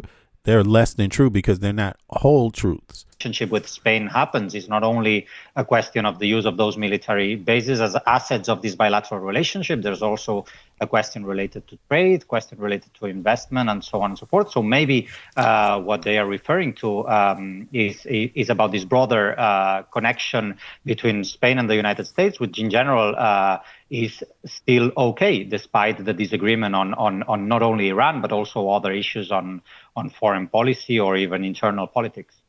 OK, looking at the broader issues, we have President Trump threatening to cut trade ties with Spain over that refusal. Can this happen? Now, here we go. How would that affect Spain? That simply? Your competitor. Oh, shit. Here we go. Okay, it's 2 seconds, y'all. Sorry about that. But how will it affect Spain? Can it really affect Spain? I mean, these tariffs, and would it affect the American citizen? Let's hear. I'm curious about that. Not really. Spain has found alignment within other European Union member states, but also Brussels in general, over the idea that an attack on threatening on trade issues to a member of the single market can be considered a question that affects the whole of the single market. So there has been on this issue particularly quite a lot of support for Spain's position and against the use of commercial threats by the United States. Other things are related to foreign policy, security and defense, which remain issues of national competence, and of course where the European Union member states are quite divided over the war in Iran at this moment. But so on trade, the US can't just say to Spain, right, that's it, we're cutting ties, because this is something that the European Union as a bloc actually deals with. So what do we make of that statement from President Trump? Is that just bluster, or is this a president who hasn't grasped the details? Or should Brussels now be gearing up for a big fight with Washington over this? It's bluster. It's the president details of the United lacking. States is not really up for details when it comes to the relationship with other states around the world. But the truth is that the European Union, even during the Greenland crisis, reacted quite united on the commercial, on the trade front. And this responds to the only tool at the European Union's disposal, which is its single market and the common commercial policy. The more entrenched, if the EU becomes entrenched in this war that Trump and Netanyahu started, or Netanyahu and Trump, whoever this idea it was, because they don't want to say exactly, they don't want anyone to know who thought of it first. Whose idea was it? They don't want people to know. If the EU entrenches itself in this, you're fucked. You are economically fucked. And that's really, you're not only economically fucked, your military, as far as your security, it's fucked, because, he wants you to use more weapons. Trump wants you to, first of all, Trump's demand was, first, you got to produce more weapons, start producing more weapons, or we're not going to uphold the NATO agreement. Right. So they produce more weapons. Then they say, Trump, can you at least talk to Putin? Trump says, man, fuck that. I'm not helping you in Ukraine with Putin, even though Putin is invading. Right. And we can see that's on the front door of the EU. Right. And this affects the EU because then there's people fleeing and things like that. Even though the EU doesn't want Ukraine as a country to fall. Right. Because that's what it will be. It will be falling. Right. And they will have to take care of the cleanup for that. Instead, Trump said, I will not help you anymore. Not like Biden did. I refuse to. So the EU had to step in more. And then Trump says, now we're going to attack Greenland. Yeah. NATO territory. And he refuses to listen to them then. And now he's going to start a war with Iran, where he wants them to do what? Protect? He wants the EU now and NATO countries to insert themselves into a war. And guess where all the refugees will run to? Europe. So Trump is asking you to fuck yourselves. He's constantly inviting the EU and other NATO nations to fuck themselves. He wants you to fuck your pension, fuck your elderly over, fuck your handicapped people, fuck your students over, fuck your working class over, fuck your your all the securities that you have built in to your democracies, which have been successful. The same things that the US is fighting, trying to figure out. The U.S. is trying to figure out, do we need health care for everybody? They're still trying to figure it out. You see what I mean? Like, so stay the hell out of this one. Stay the hell out of this one. Let Trump and his administration and Netanyahu do all the work and clean up all the work themselves. If there's going to be refugees fleeing from a war, let them flee to Israel. If there's going to be refugees fleeing, let them flee to the people that join this war, because that's what is going to end up being, like, straight up. He's not allowing people to. He's actually screwing over people's security. It may be in Danish it's called an omvej, a shortcut, another way. Again, Vi, it's another way to do it, an indirect way to achieve the same fucking thing. It's like, people, man, when are people going to be tired of this motherfucker, man? To remain united on things against not only the United States, but also China or other countries. So probably what the United States could do is target specific products that come from Spain, trying to alter the commercial ties. But Spain is not very exposed to when it comes to exports to the U.S. market. You hear that? Spain is not exposed regarding exports to the U.S. market. Exactly. And why is that? What the United States could do is target specific products that come from Spain, trying to alter the. So in other words, what Trump would do is make life harder on Americans, but it wouldn't make life harder on the Spanish. Commercial ties. But Spain is not very exposed to when it comes to exports to the U.S. market. Other member states are much more exposed than Spain is. The European Union has gone through quite a fractious time over the war in Gaza and the war in Ukraine. We see blocs emerging and splits emerging. Can you sum up for us the view of this latest war, the United States and Israel against Iran? Sum up for us the view of this war. Do me a favor, click the like button, y'all, so it helps more people come into the stream and see the video later. I appreciate that. If you've never subscribed to my channel, subscribe to it. I mean, because this is where the conversations we have every day. We have international audience here from different countries around the world. A lot are from NATO nations, but there's others also. And anybody is welcome, to be honest with you, as long as we have a respectful, communication mode. But also, we don't all have to agree unilaterally 100% on things, but a lot of us tend to, and I'm quite sure most of the world right now sees this war with Iran as not cool. Like, it's not the right way to do things. But in any case, I appreciate y'all for supporting the channel. Across EU states.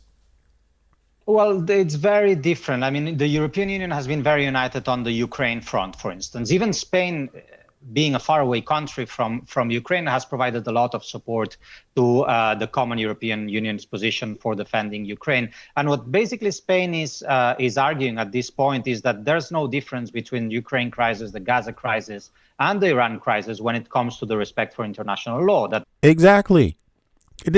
And see, a lot of people, for some reason, the internet trolls were able to make some sort of difference between Ukraine and Palestine. What's the difference? What's the difference? They're both wrong. They're both wrong. So why couldn't the people agree with that in the beginning? Why? Because the internet and also because of who's backing different groups. That's not right. Fair is fair. One shouldn't be right when the other one is just, is the same situation. You shouldn't choose. Right is right and wrong is wrong. What's going on in Ukraine is wrong. What went on with Palestine is wrong. It's the same thing. It's colonialism. It's the same fucking thing. It's murdering people. You see what I'm saying? And it's not passing the test of international law. So people should see this. But even more, even if you don't like the leadership in Iran, there have to be certain laws upheld. There have to be certain standards. If we just throw aside all standards, which Putin, Netanyahu, Trump seem to want to do through their own actions, people, we have nothing. You will be prey to these same people later. You will be prey. If you just throw away international standards, law, you will be prey to these very same actors yourself. You see what I'm saying? It's a genvi. It's another way of getting human beings to give up their human rights unequivocally. Civil rights that many have obtained unequivocally. This is what they're trying to do. This is what they're up to. It means that the use of force, threatening other countries and interfering militarily into other countries has no legal basis. And what is the case for Russia and Ukraine, it also has to do with Israel's policy towards and war towards Gaza, not having full respect for international law, for international humanitarian law. And now for Iran, it's basically the same principle. Yeah, sanction. Yeah, it's true. Iran has been sanctioned for 40 years. It's true. Is this has not been a lawful intervention when it comes to the UN Security Council pronouncing itself on this, or even the American Congress or Senate, who have not had a say on this. Exactly. The U.S. Senate and the Congress haven't had a say on this. That's not the law. That's breaking the national law of the U.S. Check this out. Oregon said, I supported Russia in the beginning, but now I see Putin as a butcher. Listen, it's a lot of people. I understand that, too. I do understand that because there's a lot of different reasons. There's a lot of history. You know, how I deal with Russia is, first of all, not just Russia, but all countries. You know, I like to understand their history. So I understand countries are different, you know, throughout history. They change, but they also have significant effects on each other in different populations throughout history. So I could see why a lot of people supported this, because they saw Russia as a counterbalance to Western European colonialism. That's what they saw, or American homogeny. That's what they saw Russia as. But the truth is that if you pay close attention, you're not even dealing with anything like the old Russia even. And that was in its own self-interest. Russia has an imperialistic mindset also that people need to be aware of, and Putin is even more incredulous with it. It's not even an imperialistic mindset. It's a me personal one, while Russian people starve. You see what I mean? Like, this man is a total bad actor, and he has no loyalty to those he promotes. Like, straight up, you know, you have to understand that. Not to say that others are any better, because it doesn't matter. Wrong is wrong, no matter where it is. So, you know, a lot of people have been lied to, you know, and it's hard to stand alone. But the reality, I can only tell you my perspective. My perspective is that a lot of what's been going on has a lot of the same actors, and these actors have to be dealt with. Otherwise, they're going to become problems to everybody else. And Putin is one of them. Netanyahu is another one. Iran, is one, but they're more. You could deal with them, but how are we going to deal with Iran when we won't even deal with the other bad actors either? What's up with that? You see what I mean? And Trump now is a new bad actor. You see what I mean? So we have to look at who has the ultimate power. Superpowers have this power. China is a superpower. The United States is a superpower. Russia is a superpower, and they all have acts on the global stage. And the EU is a superpower. So when we see the EU retract itself from this and say, we don't want to be a part of this, right? You have to acknowledge it. When you see the EU point at Netanyahu and say, what the hell are you doing? We don't support what you're doing anymore. People need to take notice of that, right? And just say, okay, well, they're taking a different stance on it. And things can change around, but we got to stay up to par with this. And ultimately, we need to make sure that we understand that we're all in this together. We should all demand human and civil rights. We should all demand that the average everyday person has a decent lifestyle, has a respectable life. You know what I mean? And right now, we could see the Epstein class. They don't give a fuck about anybody, any average person. They don't care about any sick people. They don't care about any elderly. They don't care about anybody. They don't care about children. Even more important, you know, all they care about is stuffing money in their pockets and having people kill each other, you know, and it's it's too much. Spain's foreign minister has criticized the German chancellor for staying silent while Donald Trump was trashing Spain in front of him in the White House yesterday. How unusual is it to see this open hostility between EU partners? You know, people are going to see if China invades Taiwan. That's going to be the big thing that the folks are going to find out, you know, if China invades Taiwan. And so put a 1 in the chat if you support China invading Iran. If you think China should not invade Taiwan, put a 2 in the chat. I want to see. And I expect everybody in the chat to participate, regardless of what your views are. Put a 1 in the chat if you support China invading Taiwan, and put a 2 in the chat if you don't. Okay, and I want to see. So let me just call out some names here. See who is in here. You know, it's so funny sometimes when I read some of these comments. Jason Brophy, put a 1 or a 2 in the chat. If you support China invading Taiwan, put a 1. And if you don't, put a 2 in the chat. Who else is in there? Yeah, I just want to see. Super John, did you answer that?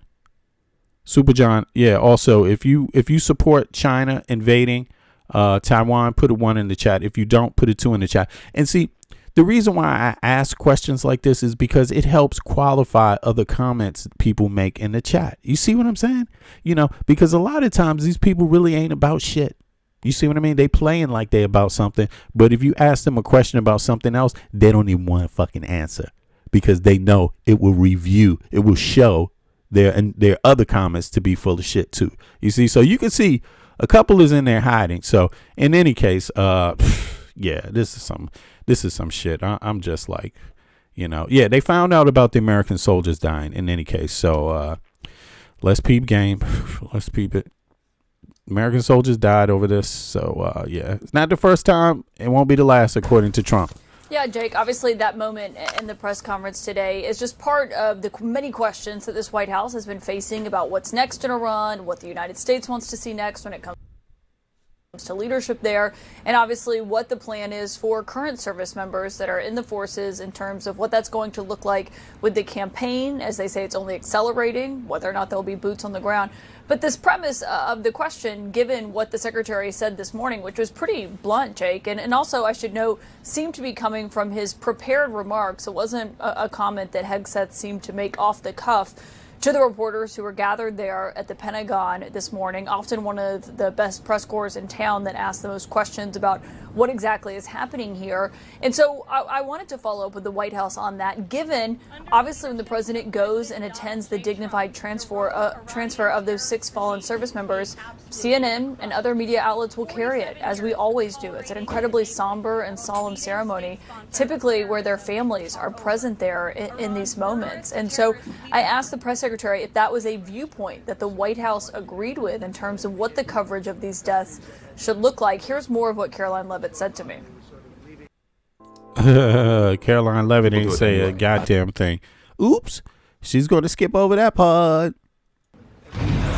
I just told you that the president of the United States will be attending their dignified transfer. So please, that's not making the president look bad. That's showcasing that. We expect you to cover that as you should. We expect you to cover that as you should, Caitlin.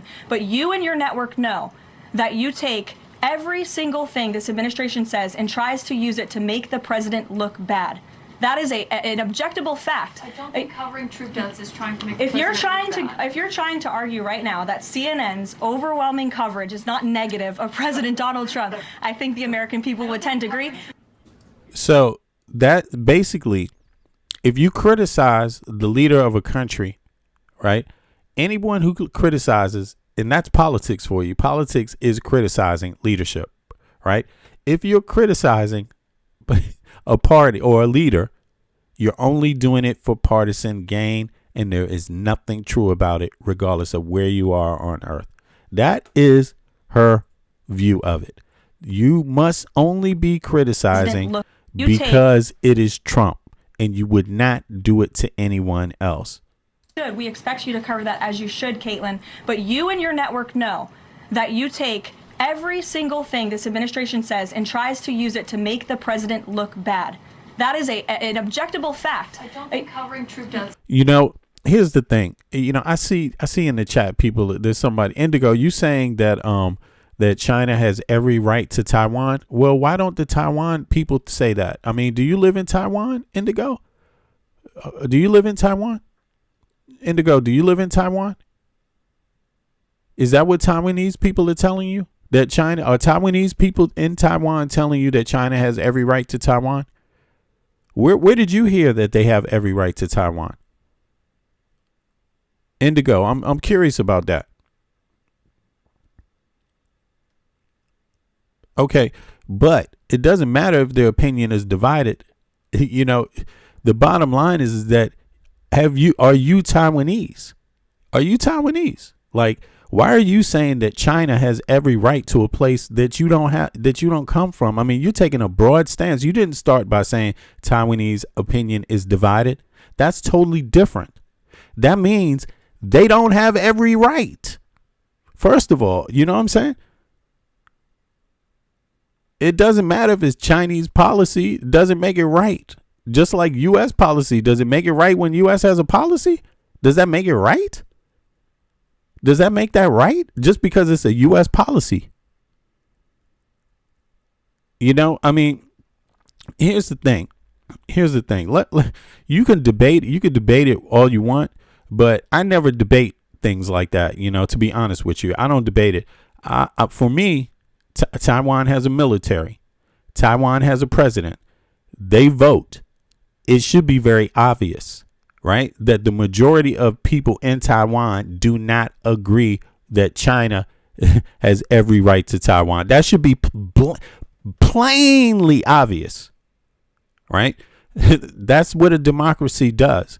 It allows people to resolve issues through a voice. One man, one vote. So why are you just ignoring that? Why are you ignoring it? I mean, that's all I'm saying. You know, I don't think it's going to work that way, man. I mean, are you not cool with democracy or something? That is not an established fact. It's an opinion. No, it's not an established fact that it's not an opinion that they had elections. It's not an opinion that they have a military. It's not an opinion that they have leaders. I mean, I don't get that. You know, I think, you know, and then secondly, again, I'm not from Taiwan. I don't live in Taiwan. I'm not from Taiwan, and I'm also not Chinese. But I would say, to me, what seems obvious, does Taiwan has Taiwan had elections? Has Taiwan had elections? And do they have their own military and leadership, which is opposed to China taking over Taiwan? You know, let's say everything I say is an opinion. So let me go find out, okay, what the issue is here. You know, and I think it's just like saying, you know, Palestinians, it doesn't matter what they think. That's what I hear from you. Ukrainians, it doesn't matter what they think. Palestinians, it doesn't matter what they think. They can vote anywhere they want. It doesn't matter. That's just opinion. You know, to answer your question simply, yes, Taiwan has its own elections, military, and leadership, and the current government is staunchly opposed to being taken over by the People's Republic of China, PRC. Here's the breakdown. Elections and leadership. Taiwan is a vibrant multi-party democracy. It held its most recent elections, recent presidential and legislative elections in January 2024. That's less than a year ago. That's right in the middle of all of this. Current president Lao Ching, also known as William Lai of the Democratic Progressive Party, DPP, he was inaugurated in May 2024. Stance on China. President Lai and the ruling DPP maintain that Taiwan is already a sovereign independent nation. You hear that? They maintain Taiwan is already a sovereign independent nation, officially called the Republic. Hold on. Taiwan is already a sovereign independent nation, officially called the Republic of China, and does not need to declare independence. They firmly. Oh, yeah, this is China's. I'm sorry. Stance on China. President Lao. Yeah, okay. Sovereignty. They firmly reject China's one country, two systems model and have vowed to defend Taiwan's democracy. Hold on, let me see. Officially called. This is a mistake here. It's not officially called that. It's called Taiwan and does not need to declare independence. Yeah. So here we go. Political landscape. While the DPP holds the presidency, the legislature is currently split, with the opposition party, the Kuomintang or KMT, holding a slight majority in seats. While the KMT generally favors more dialogue with Beijing, they also officially support maintaining Taiwan's current self-rule. So even the opposition party is against China owning. Okay, so I don't know what what more you need to do than that, but yeah, my thoughts are it seems pretty obvious that the Taiwanese people don't agree with you. That's all I'm saying. So let's continue here. If you're trying to argue right now that CNN's overwhelming coverage is not negative of President Donald Trump, I think the American people would tend to agree. Jake, I think it obviously goes without saying, as you just noted there, that covering the deaths of these service members has nothing to do with President Trump himself personally, just as it didn't with other presidents. No, look, Andreas said he can barely read, but he thinks we should listen to his insight into one of the most complicated situations in the world. But you're here listening to me, nonetheless. That's amazing. And you claim I can't read. But having said that, I don't think you should. You're already listening to me. I didn't say you have to agree. Although a lot of people tend to agree. You see what I'm saying? Put a 1 in the chat if you agree. But put a 2 in the chat if you don't. But here's the thing. I tell people all the time, you don't have to agree. This is my perspective. Just like when I tell people about the stocks I'm buying, I don't tell them to buy the stocks I buy. I only tell them my methodology for it. You see, so you're wrong again. I don't actually think, you don't have any, all I don't understand is, why do you come here if you don't listen to me? You're listening to me right now. That doesn't make sense. I'm not on your page. I'm not, but I do have enough generosity to read the people that participate in listening to me, or even the ones that disagree, even you. I have the generosity to read some of your comments. You see what I mean? Okay, there you go. Well, see you later. I tell you what, I'm going to help you out this time. Save you from listening to all the morons. Okay, see you later, buddy. Have a good day. They are the commander. You don't have to. You can listen from outside the chat now. There are real questions about what's happening in Iran and what the United States is planning to do. But anytime a service member dies, we cover it. And we did so when it was President Biden at the Abbey Gate. I was standing here on the North Lawn when that happened, and I remember that. And also in President Trump's first term. And so it's just a fact of covering the Pentagon, covering Washington, and obviously covering the ultimate sacrifice that these U.S. service members have made here. It really is. Yeah, so some service members have died, and do you think Trump gives a damn? Has Trump had any family members that have ever been in the U.S. military? Let me just check that out. I'm just curious, because I don't like to. I've never asked that question before. I don't know what the answer is. You tell me in the chat. Has Trump ever had family members that have been in the U.S. military? Put a 1 in the chat if you believe he has. Put a 2 in the chat if you believe he has not. Now, let me see here. Has Trump had any family members in the USA military who have fought or died or enlisted? Question mark. I'm just curious about that because let's see how sincere this Caroline Levitt response was. Let's see. And again, I don't know. I never bothered to ask before, but let's ask, right? Instead of tell. OK, based on historical records and genealogical research, there's no record of a direct paternal ancestor or child of Donald Trump having served in the U.S. military. OK, for 3 generations, the primary men in the Trump family line were eligible for service during major conflicts, but did not enlist or serve. Okay. Right. Damn, that's NorwayTrump.com. Oh, shit. NorwayTrump.com. Okay.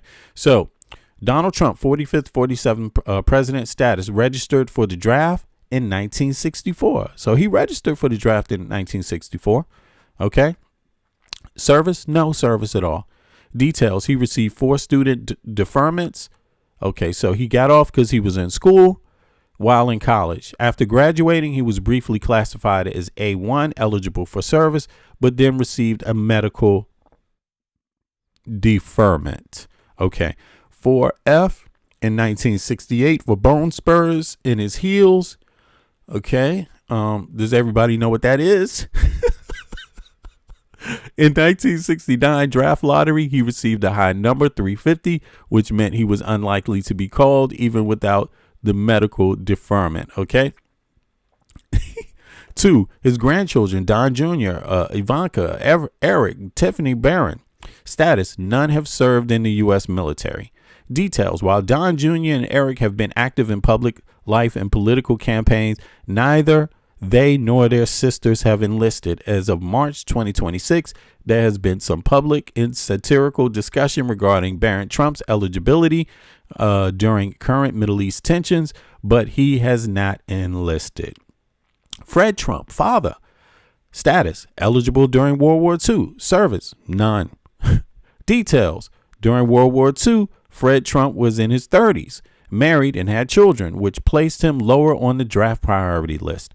His business was involved in building barracks and apartments for the U.S. Navy personnel. Oh, so he made money. Yeah, he got a good contract from the U.S. government, taxpayer dollars. Yeah.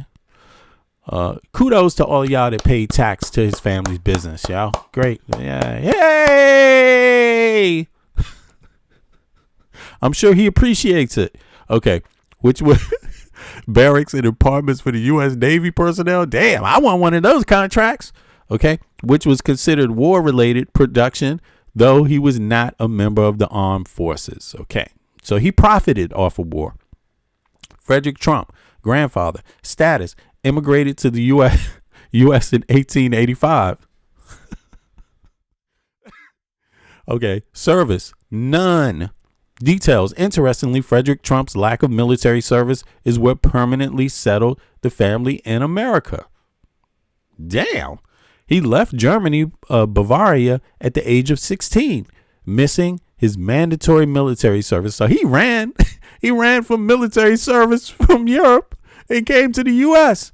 When he tried to move back to Germany in 1905, the Bavarian government deported and banished him for being a draft dodger. Sounds about right. Apple don't fall far from the tree. Hey, I could read that correctly.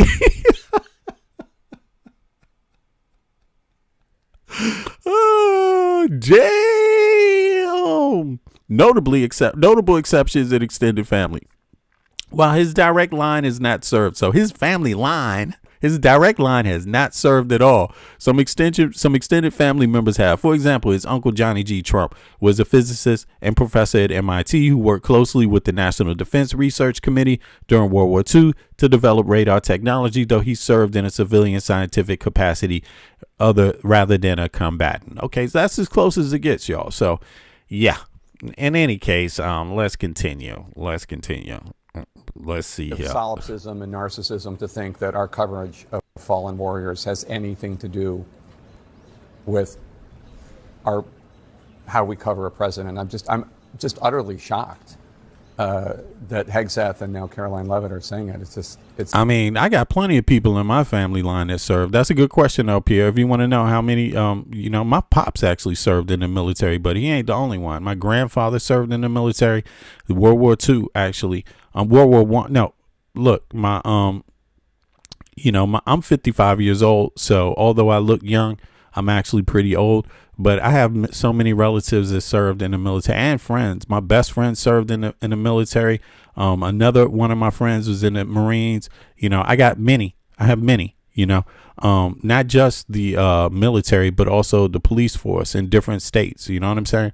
So, yeah. But in any case, in other capacities, but the military is not the only way.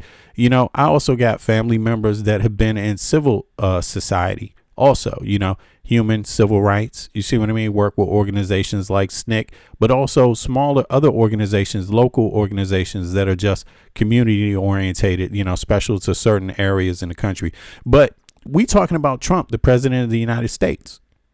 So let's not forget, the average person gets to talk about the leaders. That's what democracy is. We have a First Amendment right. So it just comes with the territory. And I'm sure Trump would agree that that's what you do. Trump talked about other leaders all day fucking long. Trump talked about every predecessor that ever existed, every president that ever existed.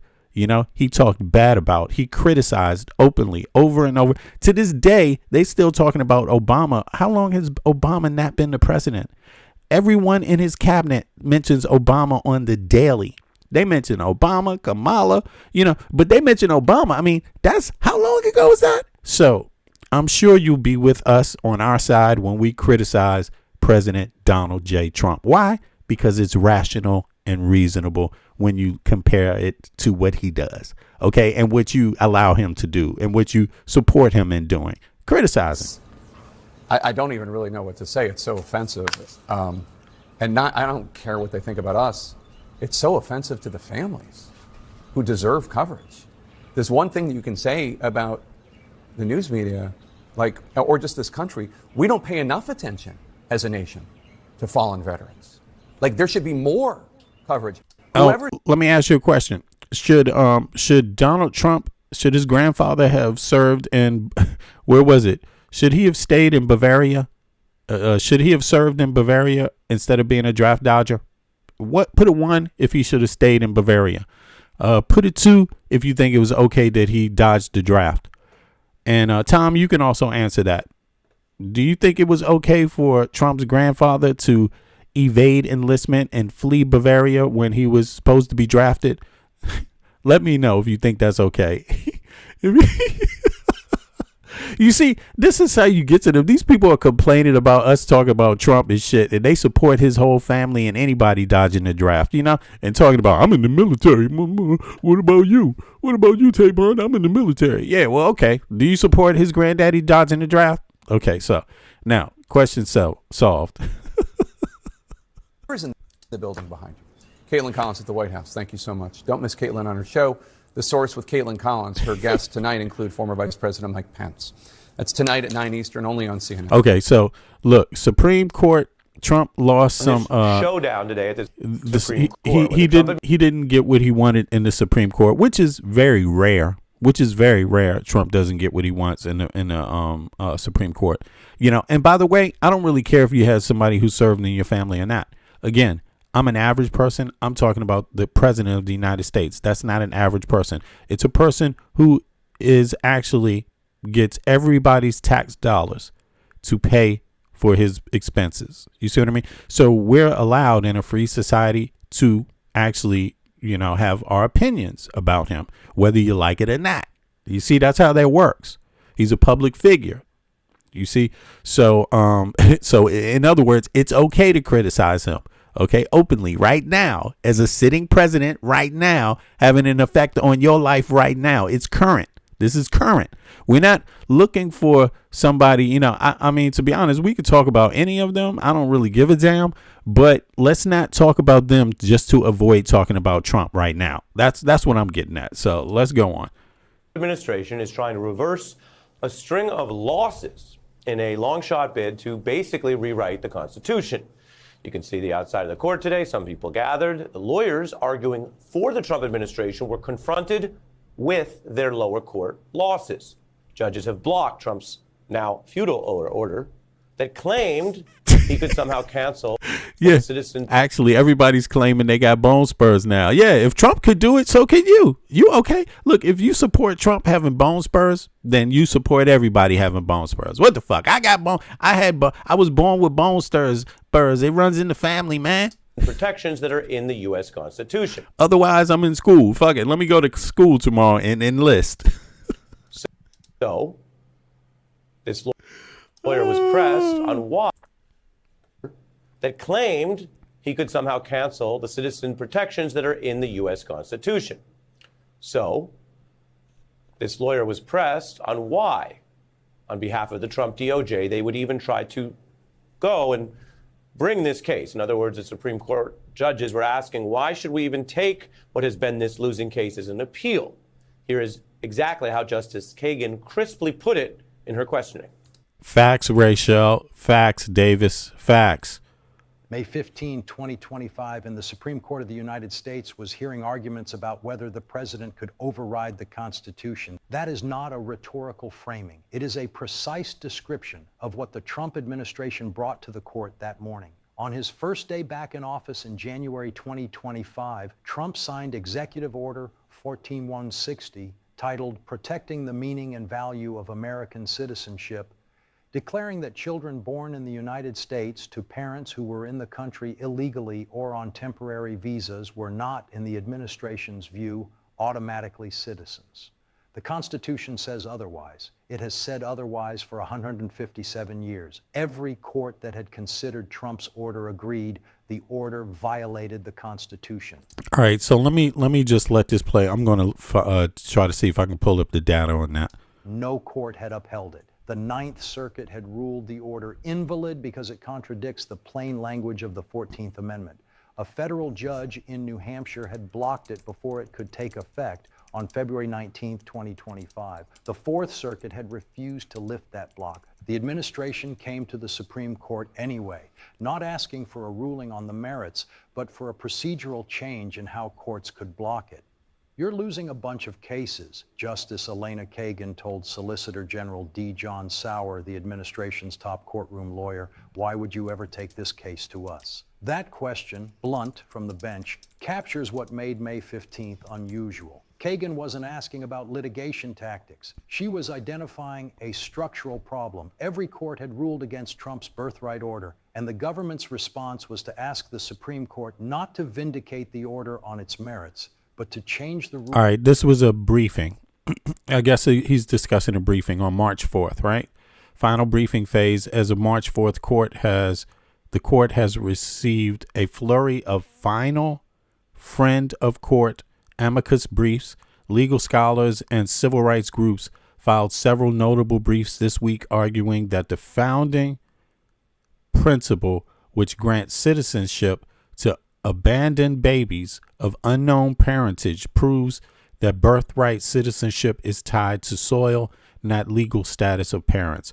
Oral arguments countdown. The court has confirmed that oral arguments for Trump versus Barbera, docket number 2025. Y'all can't see this, docket number 2025 365 remains set for April 1st.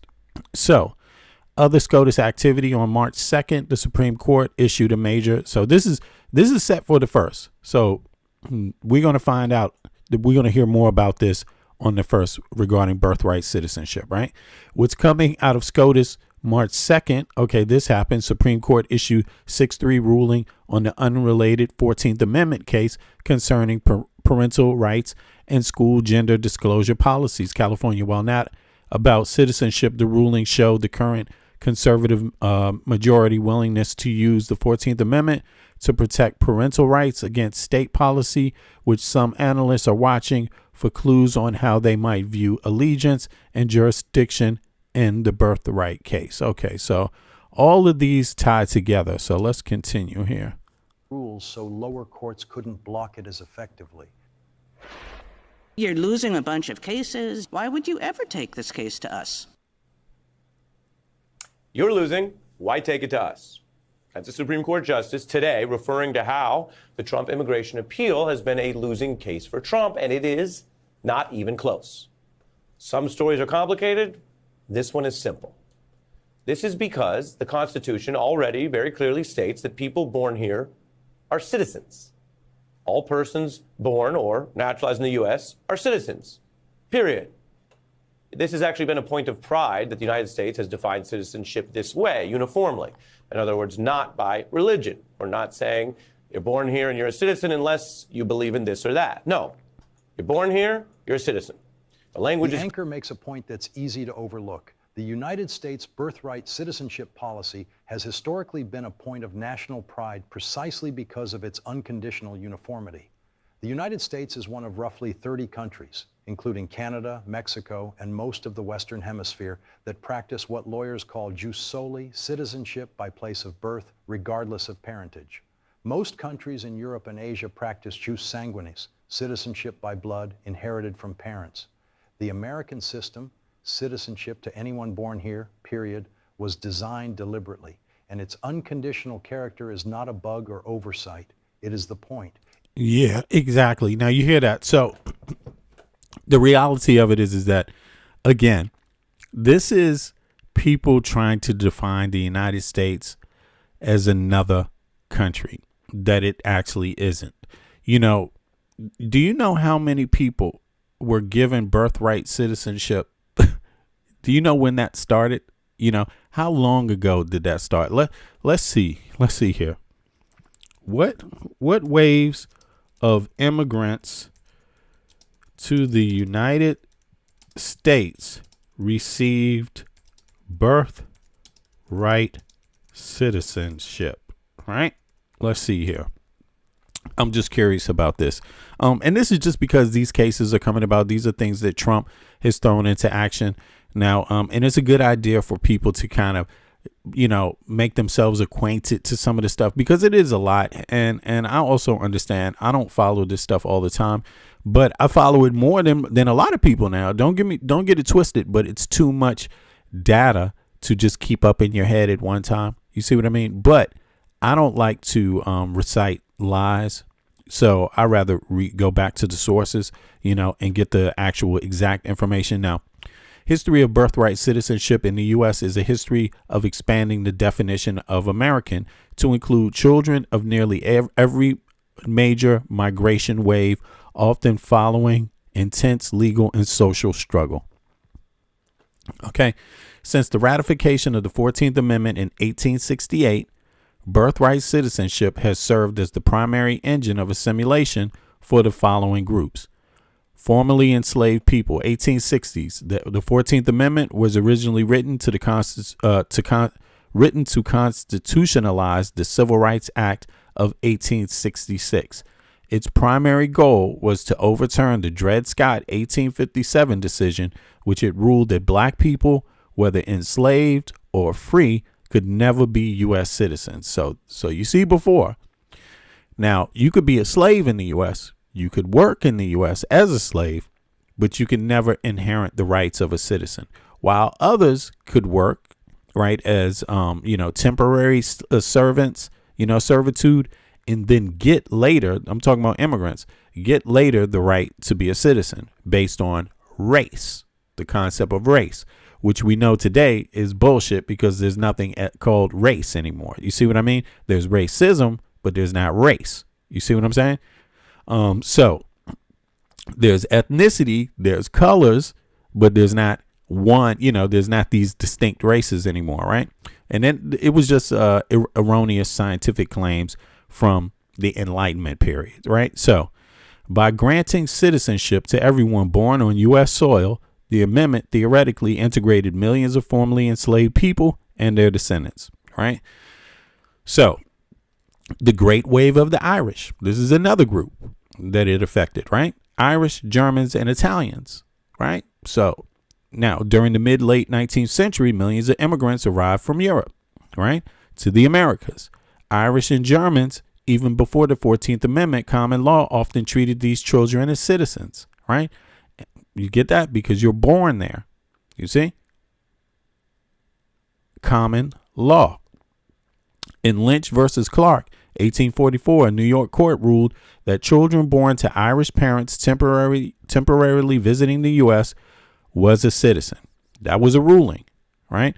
Southern and Eastern Europeans, as the 14th Amendment became settled law, the U.S. born children of Italian, Polish, Jewish immigrants were automatically recognized as citizens, which helped these groups integrate despite facing significant prejudice at the time. Yeah, there was prejudice from different, ethnic prejudice from different groups. You see what I mean?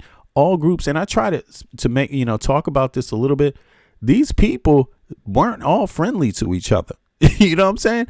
And this is important to understand because Trump wants to they want to make it seem like to be American is about your color, that everyone with the same color had the same principles or views or got along with each other. That's erroneous. That's not true. That's not the actual history of the United States of America.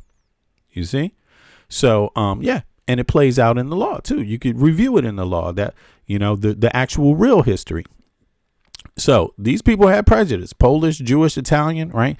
Now, Chinese and Asian immigrants, right? 1880s, 1890s. This was the most legally contested wave. While the Chinese Exclusion Act of 1882 banned Chinese laborers from entering or naturalizing, it did not explicitly address their U.S.-born children. The landmark United States versus Wong Kim Ark, 1898 case confirmed that even if parents were racially barred from becoming citizens, racially barred again, you see that? Their children born on U.S. soil were subject to the jurisdiction of the U.S. and thus full citizens. This was already taken care of. This is law. This took place. 4, Native Americans. I mean, should we even be asking if Native Americans are citizens?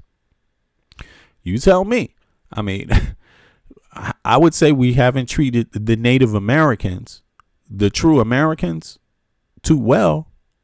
You know, our public schools don't even teach. It's not even mandatory to teach a Native American language. In Europe, it's mandatory in every country to teach a native language. You know, like Danish in Denmark. You know what I'm saying?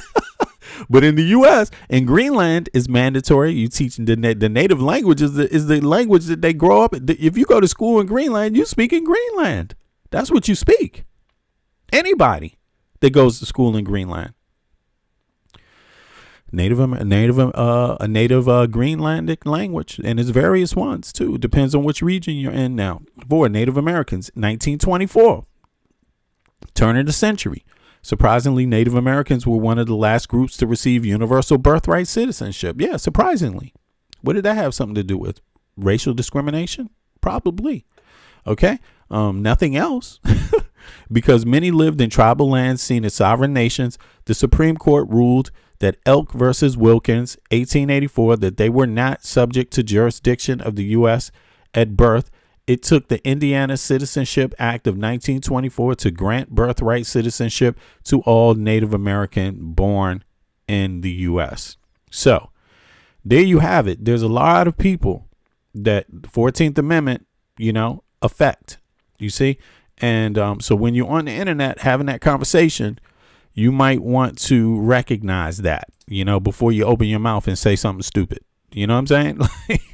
Here's my take. Because there's a whole lot of that going on. And yeah, and it's not funny. It's sad, to be honest, because in the wave of information, you could go research this stuff yourself. I mean, just as I'm doing, I'm practicing. I'm showing you. I'm not just saying it. I'm actually showing you my methodology. It's that easy. Go look it up for yourself. Don't preach. I'm not preaching. I'm questioning myself. I'm questioning my own knowledge, my own memory on these standards, on these pieces of information, and then I'm looking them up in your face. You know, I'm not fighting some battle while holding on to some set of facts that I don't really know myself. No, that would be lame. That would be lame. So I like to have more fun. Do me a favor. Click the click the like button if you like the stream. If you're watching on TV, pick up your remote. I know sometimes people that watch it on TV don't really actually, a lot of my viewers watch from TVs. They don't actually pick up the remote and click like, you know, but do me a favor, do that. It helps more people come across the stream. Now, this is what I call fun. Reviewing information. I call it fun.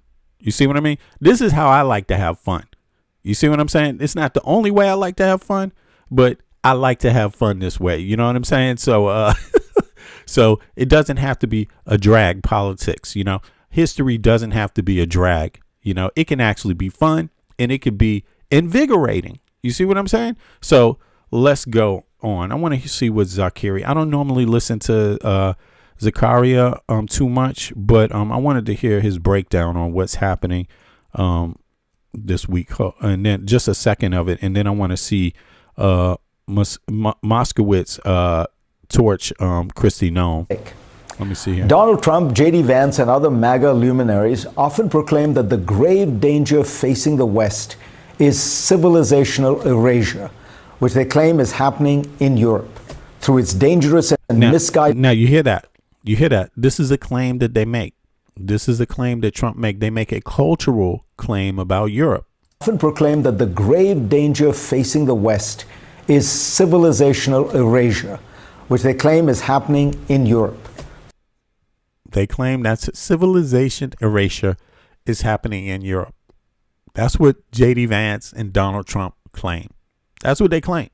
Through its dangerous and misguided approach toward identity and immigration, Europe is destroying the West's distinctive legacy. I mean, this is an insult. This is an insult. This is an insult.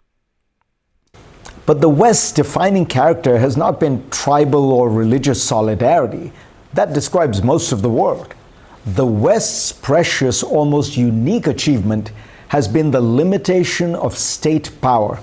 Since Magna Carta in 1215, the West gradually placed constraints on rulers through rights for citizens, independent courts, a sovereign church, and the sanctity of private property.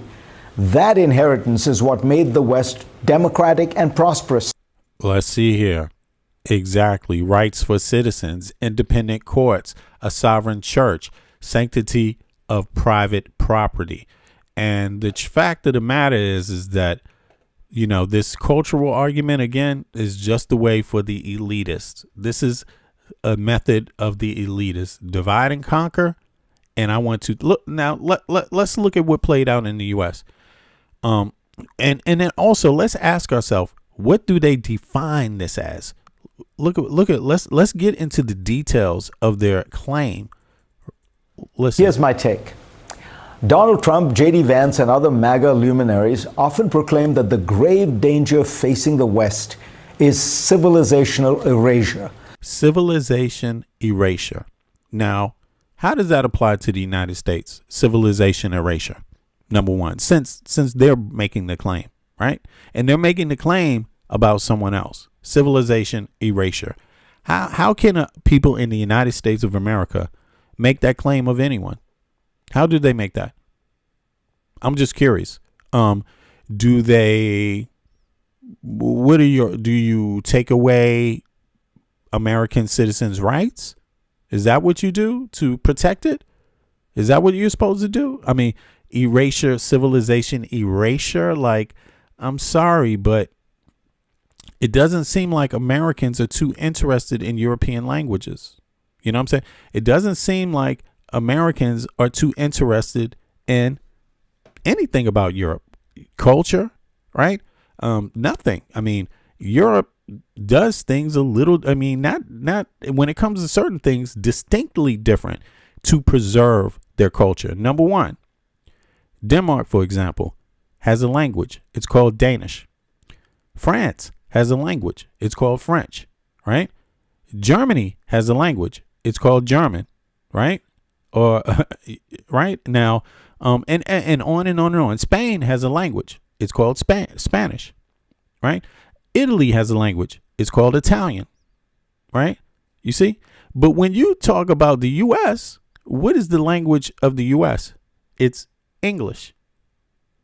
English that comes from England. You see? And when you think about it, most of its descendants in the U.S. don't come from England. They don't come from England. And what are they doing about, you know, connecting themselves to any of this history of Europe? What are they doing? Nothing. They're not doing anything about it. Nothing. They're arguing about it. They're trying to reimagine their history like Europe was like one place with one language, with one culture, distinct culture, with one people. No, it's of many people that see themselves as great, that have fought each other over the greatness too. Even Sweden and Danes make jokes about this. They don't want to be occupied by each other, Swedes and Danes. Two different languages. You see what I'm saying? You know, but in America, I'm telling you, they're having an identity crisis. That's why J.D. Vance said this. Americans are having an identity crisis because they don't want to confront who they really are. They don't want to look at their actual real history. Europeans, I'm going to tell you this. Europeans do look at their real history. They look at their colonial history and they look at their non-colonial history and the history that predates that. You see what I mean? They look at all of it. In Denmark, people are looking at Viking history. They're looking at colonial history. They're looking at different waves of history, different parts of history. When you look at the U.S., you're looking at a tiny piece of time. When you look at Denmark, you're dealing with 1,000 years. You look at the U.S., you're dealing with 250 years. The one that's 250 years old is lecturing the ones that are 1,000 years old on history, on culture, cultural erasure, when their languages still prevail. That doesn't make any goddamn sense. You see what I mean? I think it's really odd, but I think the United States of America should look at American culture, you know, Pan-American culture, Pan-American history, and stop running from the mirror. You see what I mean? We have a country that's built largely on immigrants, on an immigrant history, on a history of colonialism. And we have people that have been slaves.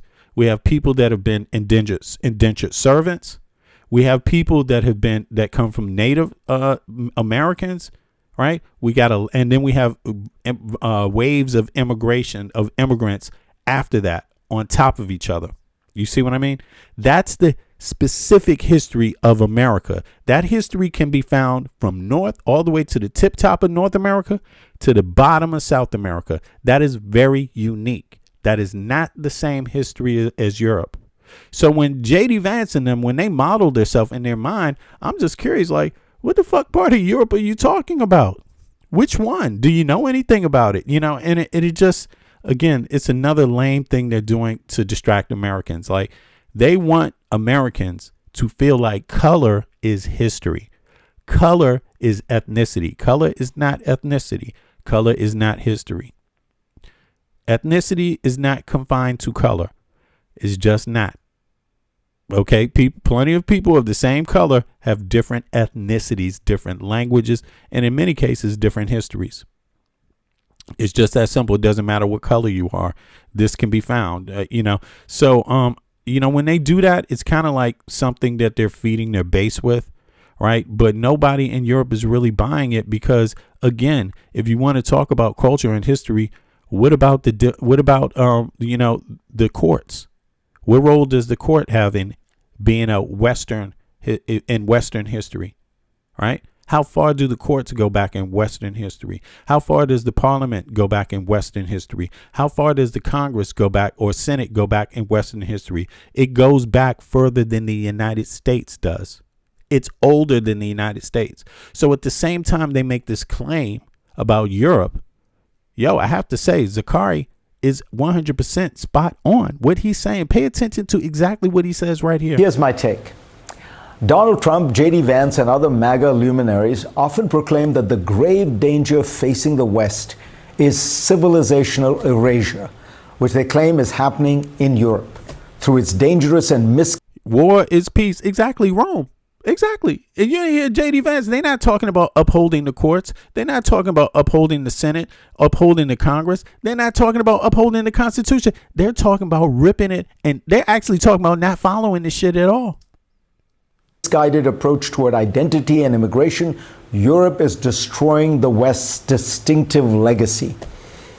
But the West's defining character has not been tribal or religious solidarity. Do you hear that? It's definitive. It has not. Listen to this again. Europe is destroying the West's distinctive legacy. But the West's defining character has not been tribal or religious solidarity. It hasn't been. In fact, that's the whole point of having a Senate. That's the whole point of it.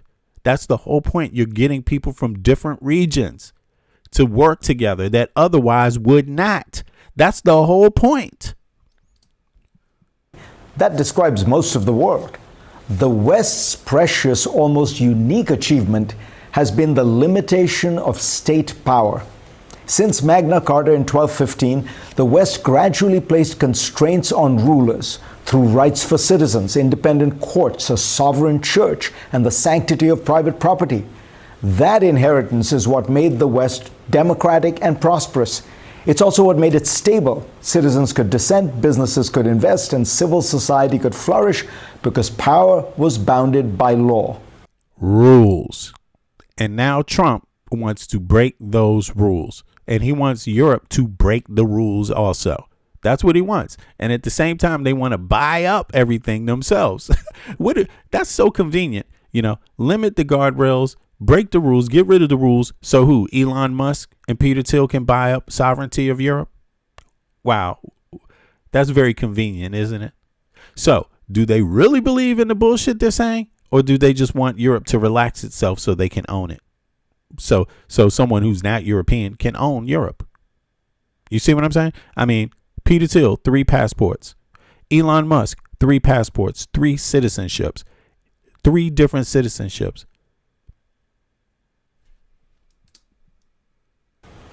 The second Trump administration has moved sharply to erode these traditions. In Minneapolis, 2 people exercising their First Amendment rights were shot dead. There and elsewhere, federal officers have been operating masked, often in unmarked vehicles, making arrests without judicial warrants. The optics and the felt reality are of authoritarian policing, state power that is unbounded. And it's more than optics. This administration has used its powers in stunningly aggressive ways, often slow-walking its obedience of court rulings, delaying them so much as to be sometimes defying them de facto.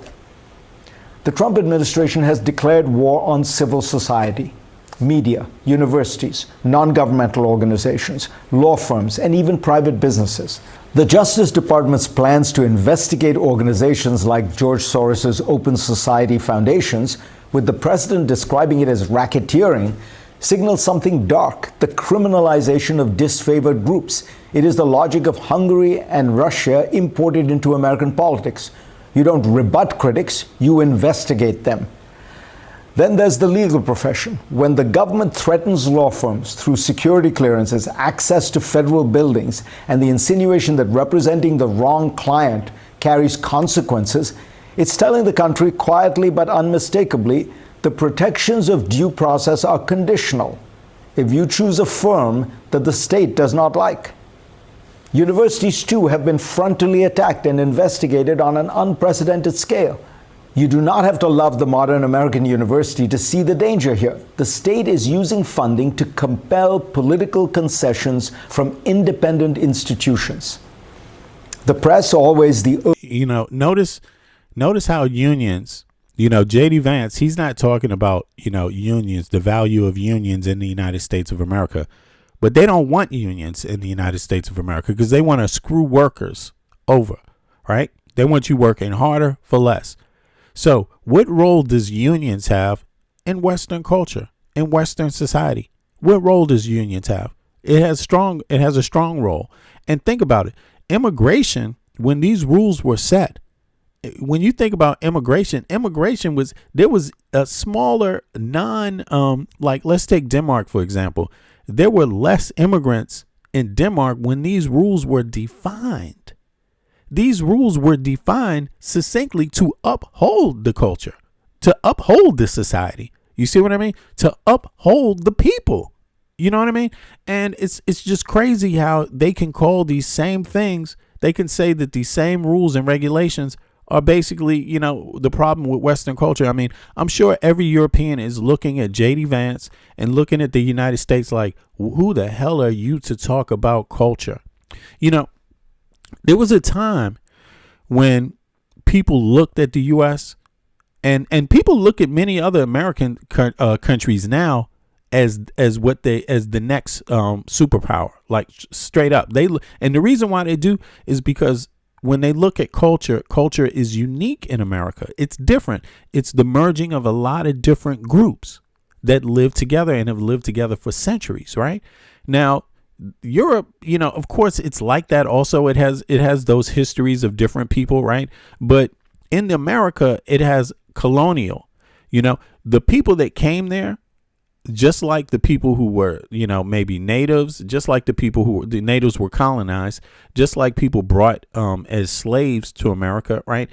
It's an interesting phenomenon because just like those groups of people, the ones who were colonized, the ancestors, the people that are the descendants of the colonizer in America that stayed there, they're still trying to define who they are through this process, and the process, they're still looking at it in an old manner, like the people that they've lived with for centuries as adversaries instead of as what makes America unique together. I mean, they're totally fucking confused.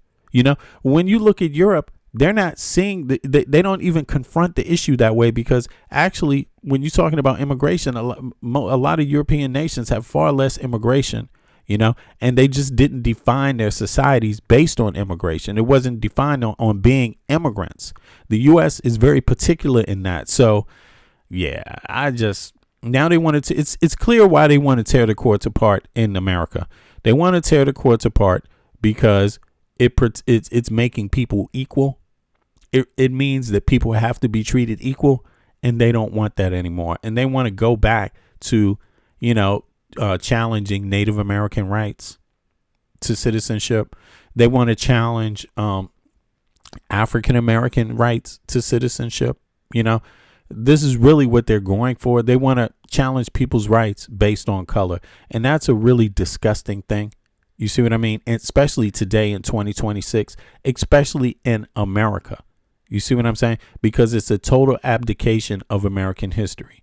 You know, all these groups, for better or for worse, pretty or ugly, have contributed to what the United States is and contributed to every other American country that exists.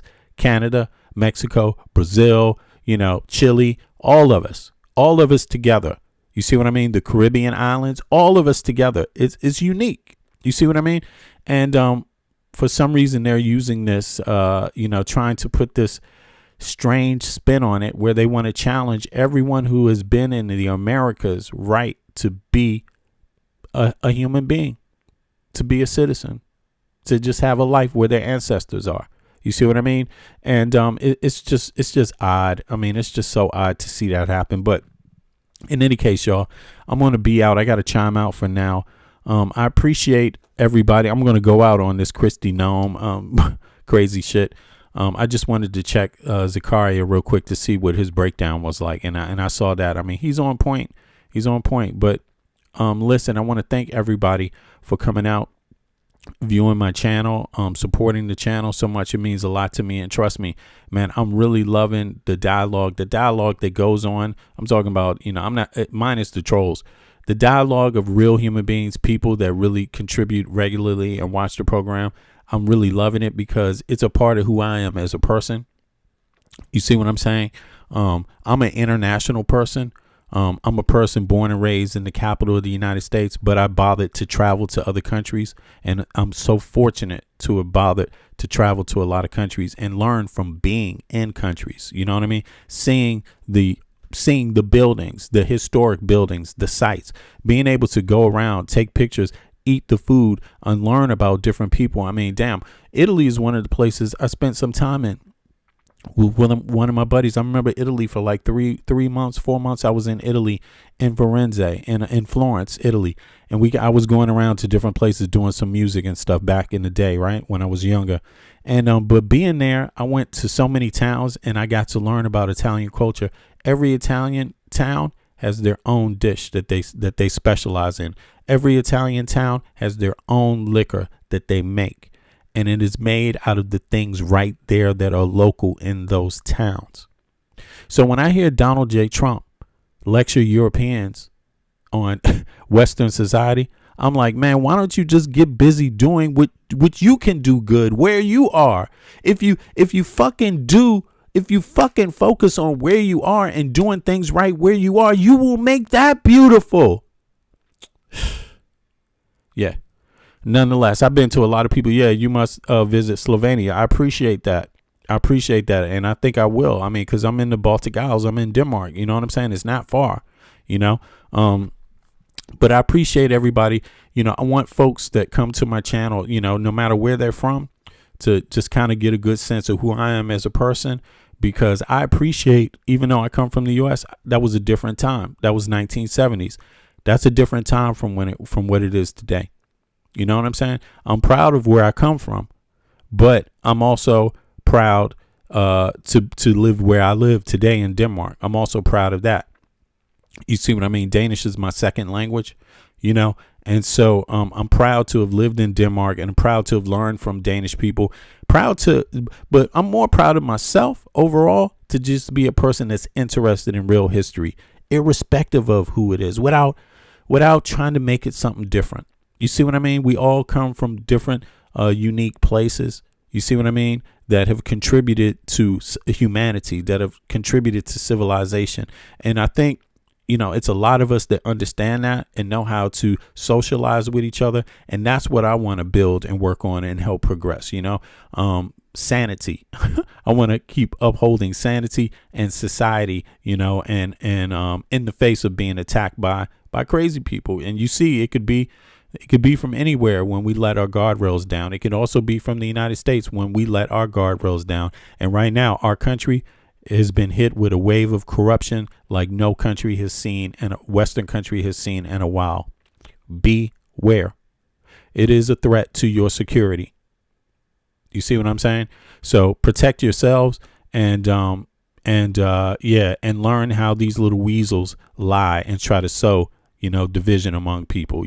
It's only so their small little group can come in later and buy up everything. So protect yourself. I appreciate that. I'll be back in is it 8? Let me see. I will be back in 16 hours from now. I appreciate everybody for coming out. Y'all be good. I appreciate y'all. All right. Click like, subscribe if you haven't subscribed to my channel, and I will see you all soon. Peace.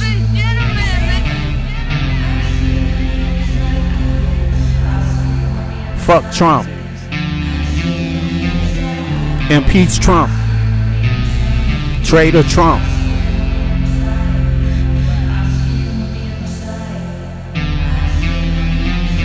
They want war. Crime babies looking for food. Starvation, the recipe. People subdued. When the people you trust got it in for you.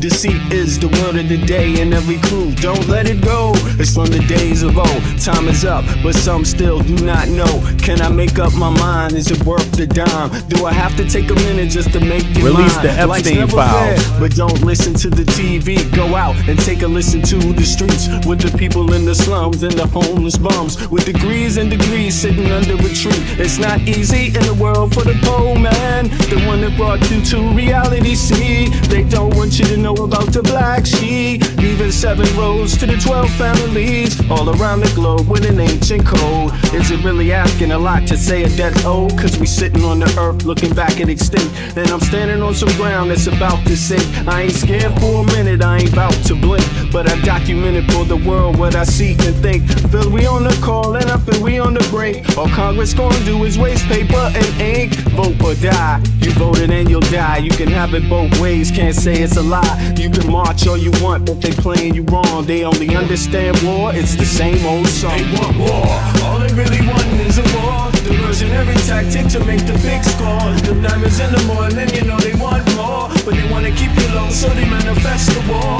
War, all they really want is a war. Diversionary tactic to make the big score. The diamonds in the morning, you know they want more, but they wanna keep you low, so they manifest the war. Like a lotus coming out of the mud with colors, I create envy in those with power but jealous. I unify the poor with my song, the hell with the others. Descended the way they treat indigenous brothers, cause I understand we link forever. They try to hate us even though that we keep it together. I'm not talking about controlling the air or the weather. I'm talking about maintaining the truth, the high endeavor. A rebel drops bombs in the midst of trouble. The free world counterattack, and now there's double. But nature gets the shit in a way to settle. If you stop the machines for a minute, you might hear, but they won't, cause the TVs whisper in the ear. And capitalism has eyes that don't tear, and they cloud up and get crazy and won't steer. And like an ab, it's hard to get an ass to listen. Living like this is like living in prison. It's hard to keep hope when you're living in prison. The spiritual thoughts, so yes, the mental prison. The outside, yes, it's got to get through. Something's gotta die, so something here can live. Your life is nothing if you got nothing to give. Keeping the spiritual, yes, disguised as religion. Controlling your mind, the mental prison. They want war, all they really want is a war. Diversionary tactic to make the big score. The diamonds in the morning, you know they want more, but they wanna keep you low, so they manifest the war. War, all they really want is a war. Diversionary tactic to make the big score. The diamonds in the morning, you know they want more, but they wanna keep you low, so they manifest the war.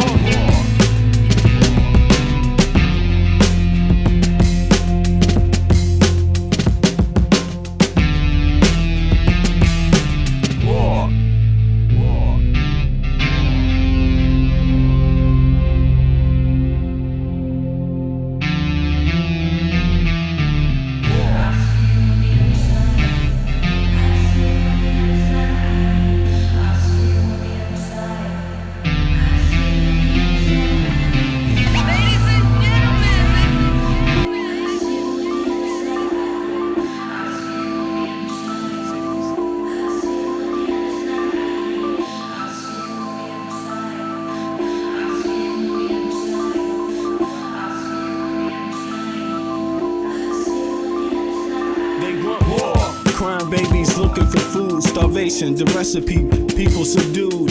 When the people you trust got it in for you. Deceit is the word of the day in every crew. Don't let it go. It's from the days of old. Time is up, but some still do not know. Can I make up my mind? Is it worth the dime? Do I have to take a minute just to make it mine? Life's never fair, but don't listen to the TV. Go out and take a listen to the streets with the people in the slums and the homeless bums with degrees and degrees sitting under a tree. It's not easy in the world for the poor man, the one that brought you to reality. See, they don't want you to know about the black sheep. Even 7 rows to the 12 families all around the globe with an ancient code. Is it really asking a lot to say a death old? Cause we sitting on the earth looking back at extinct, and I'm standing on some ground that's about to sink. I ain't scared for a minute, I ain't about to blink, but I documented for the world what I see and think. Feel we on the call and I feel we on the break. All Congress gonna do is waste paper and ink. Vote or die, you voted and you'll die. You can have it both ways, can't say it's a lie. You can march all you want, but they playing you wrong. They only understand war, it's the same old song. They want war, all they really want is a war. Diversionary tactic to make the pigs score. The diamonds in the morning, you know they want more, but they wanna keep it low, so they manifest a war.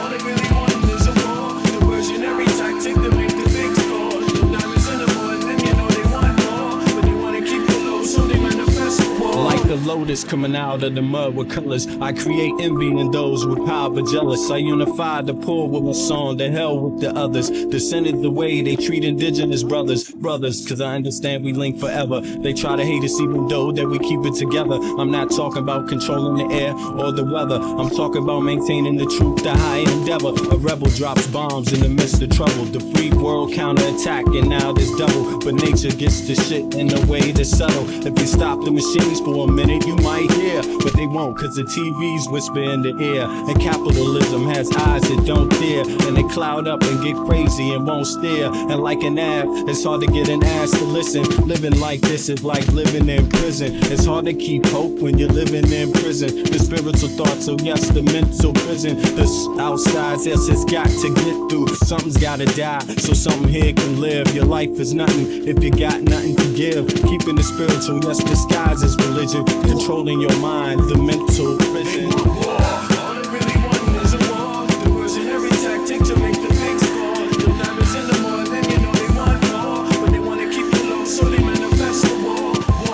All they really want is a war. Diversionary tactic to make the pigs score. The diamonds in the morning, you know they want more, but they wanna keep it low, so they manifest a war.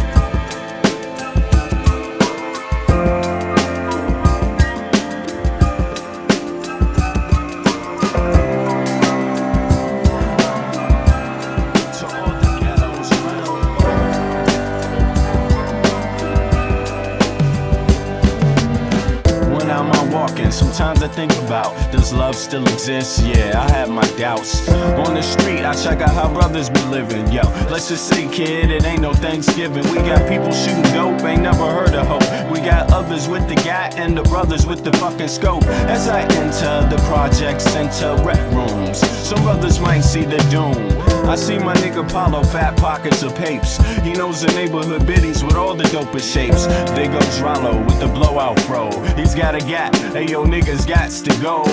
No show is live with narrating, fuck Memorex. My nigga Rollo's got a gat at Paulo's chest. One slug blasted out, down boy died. Now show me some love, kid, it sounds like a fucking lie. The struggle goes on, people try to survive, hold on. But we know it's been so long, pain without a limit, so wrong. Sometimes I think how the world come to this, a place where every man and woman needs a therapist. Mass confusion, people living in delusion, justify all the bullshit through the Constitution. Meanwhile, the masses struggle to survive. I think we're too busy to hear our people's cries.